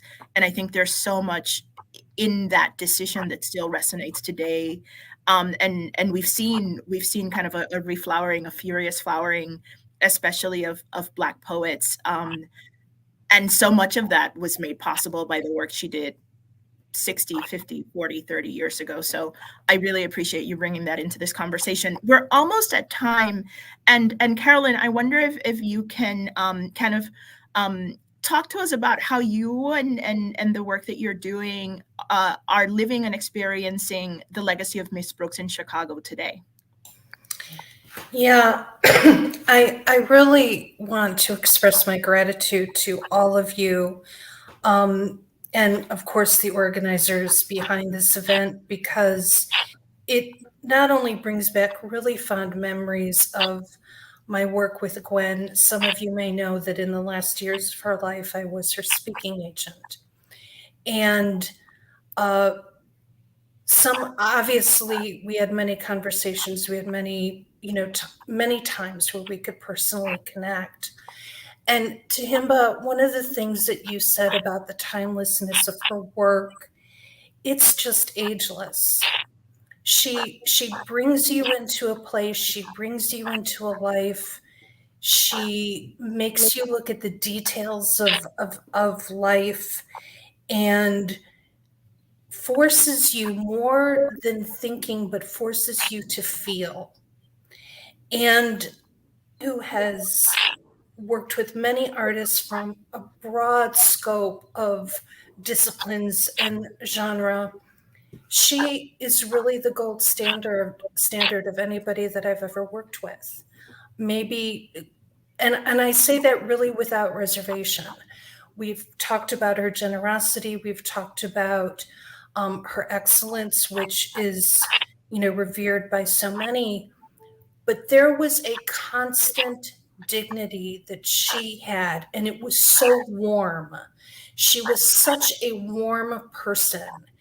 And it really, I think, melted the public's heart at how giving she was, even in her public readings. So I guess when you ask me this question about how does this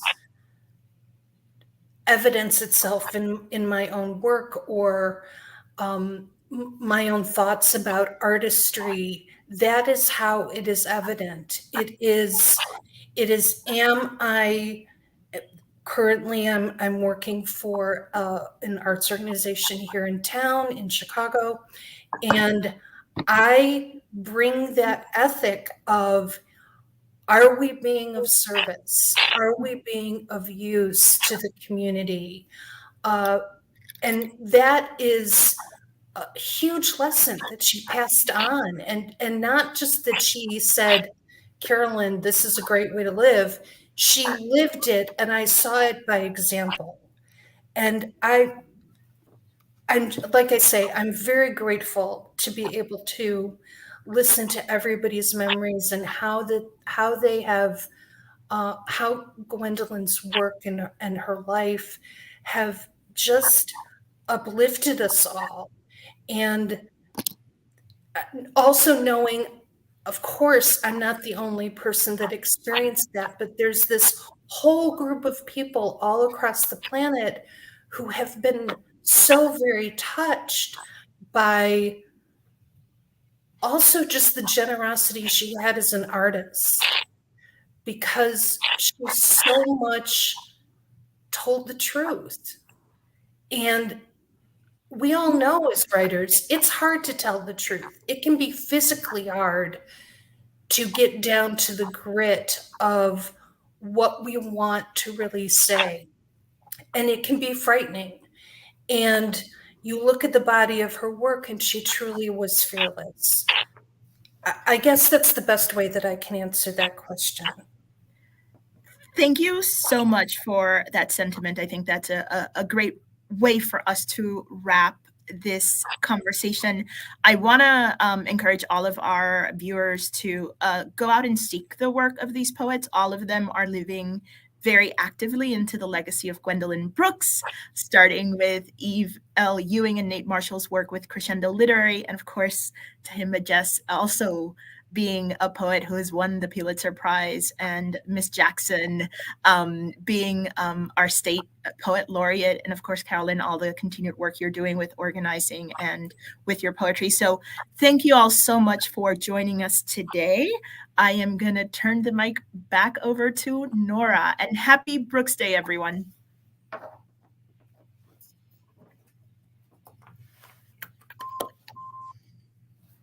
Good morning. This is Albert Lloyd calling for some few walls. I wanted to follow.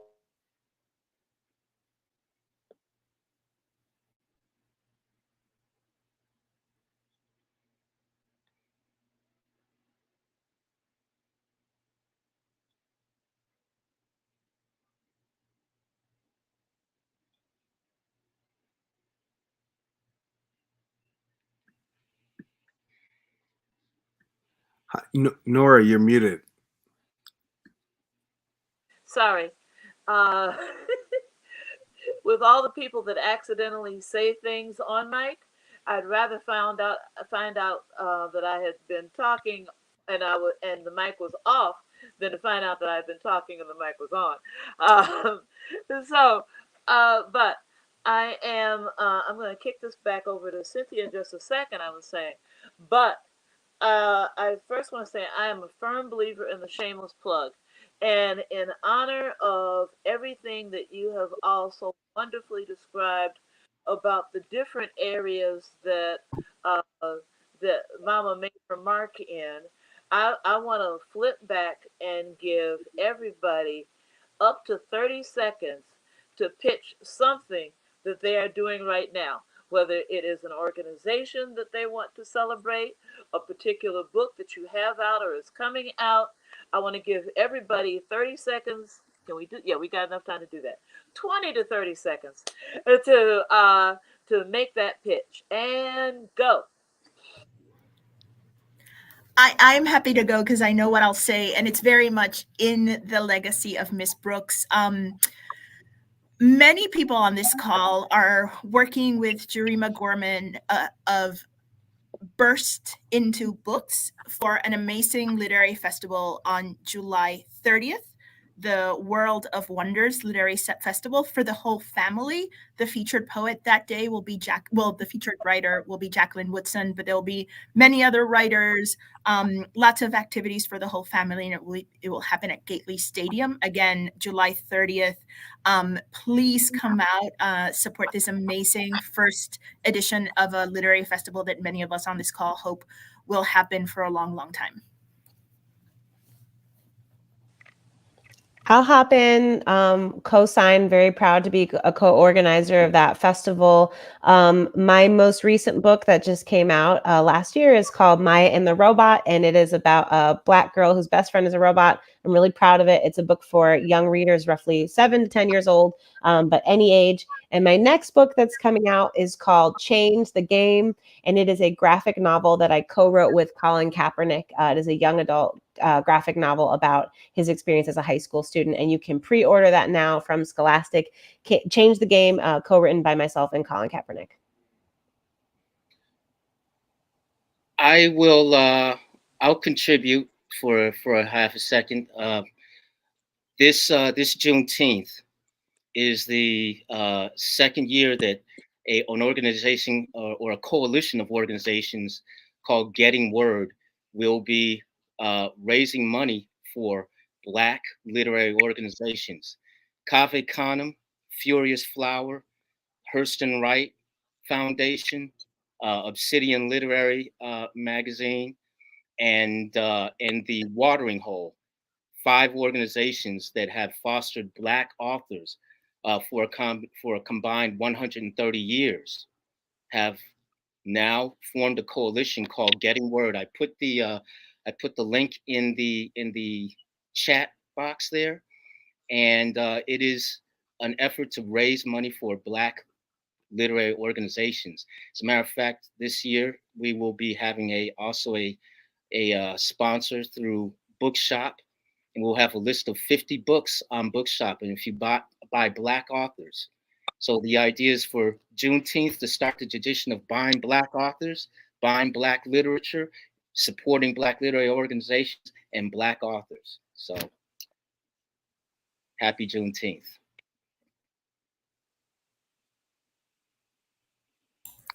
Well, I'll be happy to plug the organization that I'm working for, Second Story, here in town. It is in the Albany Park neighborhood where I grew up.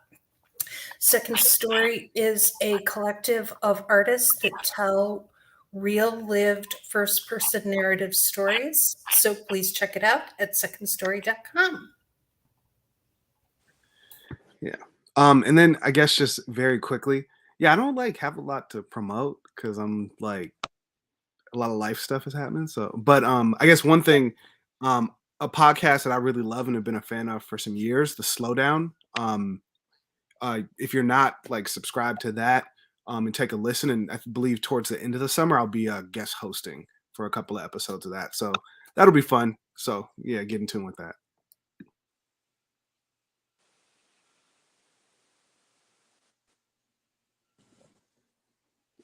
Angela?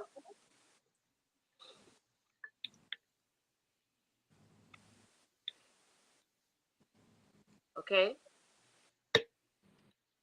Angelo, I'm asking you, you want to push? There we go.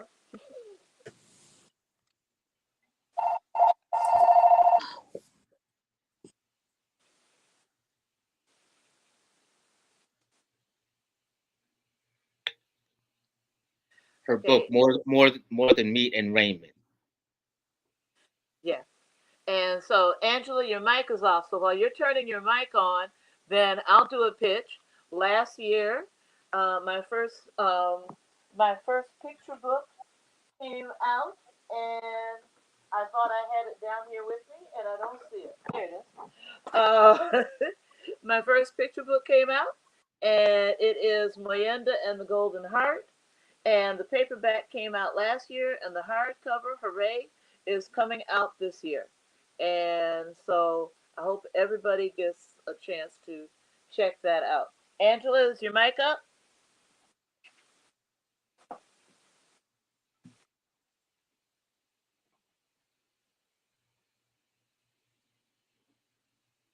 Okay. All right. Cynthia, you have something you should plug. We're doing 1619, the journey at the Vidum Theater. So please check it out.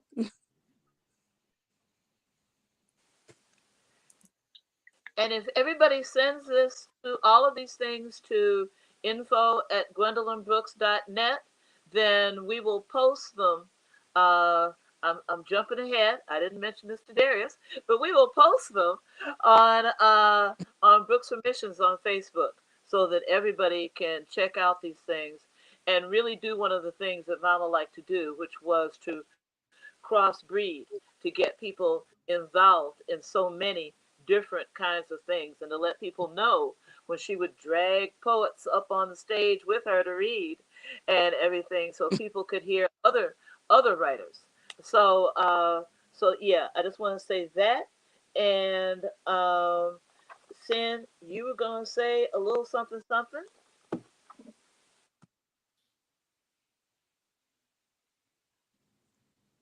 Well, on the behalf of Brooks Permissions, we'd like to send a special thank you to all of you. And it was a gift to Gwen to have you here to share your love, your expressions of love, and your respect for Gwen. And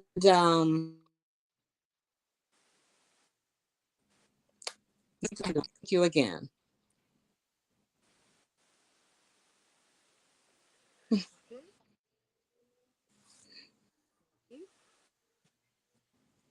So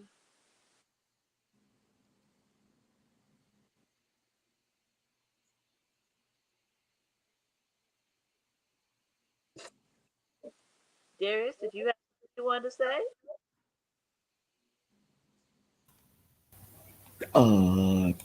Oh, I didn't know I was on. Sure. It is this the plug? You want me to continue plugging? Is that what's happening? A plug. Are we doing We Real Cool or Oh, yes, absolutely. Sorry. Well, in the spirit of plugging, everybody, please make sure that you also follow BAM Talent, Black Art Matters Talent. We are a Midwest theatrical organization based out of Grand Rapids, Michigan. But a lot of the members are members and folks from the Chicagoland area. So please support Black excellence. We are doing it for the people, not just for the show. BAMTalent.org. So we have this amazing video that we want to share with you guys. A lot of you know it. If you are truly a fan of Gwendolyn Brooks, then you know this video. It is the classic sharing of We Real Cool and the very beautiful story that she always told before it. So take a listen right now.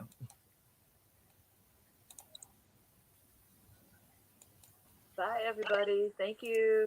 Thank you. I guess I'd better offer you We Real Cool. Most young people know me only by that point. I don't mean that I dislike it, but I would prefer it if the textbook compilers and the anthologists would assume that I've written a few other poems. I wrote it because I was passing by a pool hall in my community one afternoon during school time, and I saw therein a little bunch of boys, I say here in this poem, 7, and they were shooting pool. But instead of asking myself, why aren't they in school? I asked myself, I wonder how they feel about themselves. And just perhaps they might have considered themselves contemptuous of the establishment, or at least they wanted to feel that they were contemptuous of the establishment, might want to thumb their noses at the establishment, and I represented the establishment with the month of June, which is a nice, gentle, non-controversial, enjoyable, pleasant, fragrant month that everybody loves.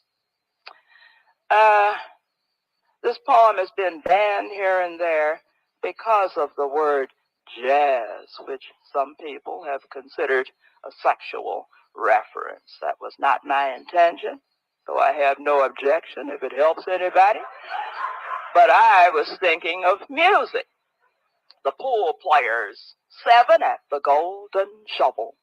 We real cool, we left school, we learn late, we strike straight, we sing, sin, we thin gin, we jazz June, we die soon.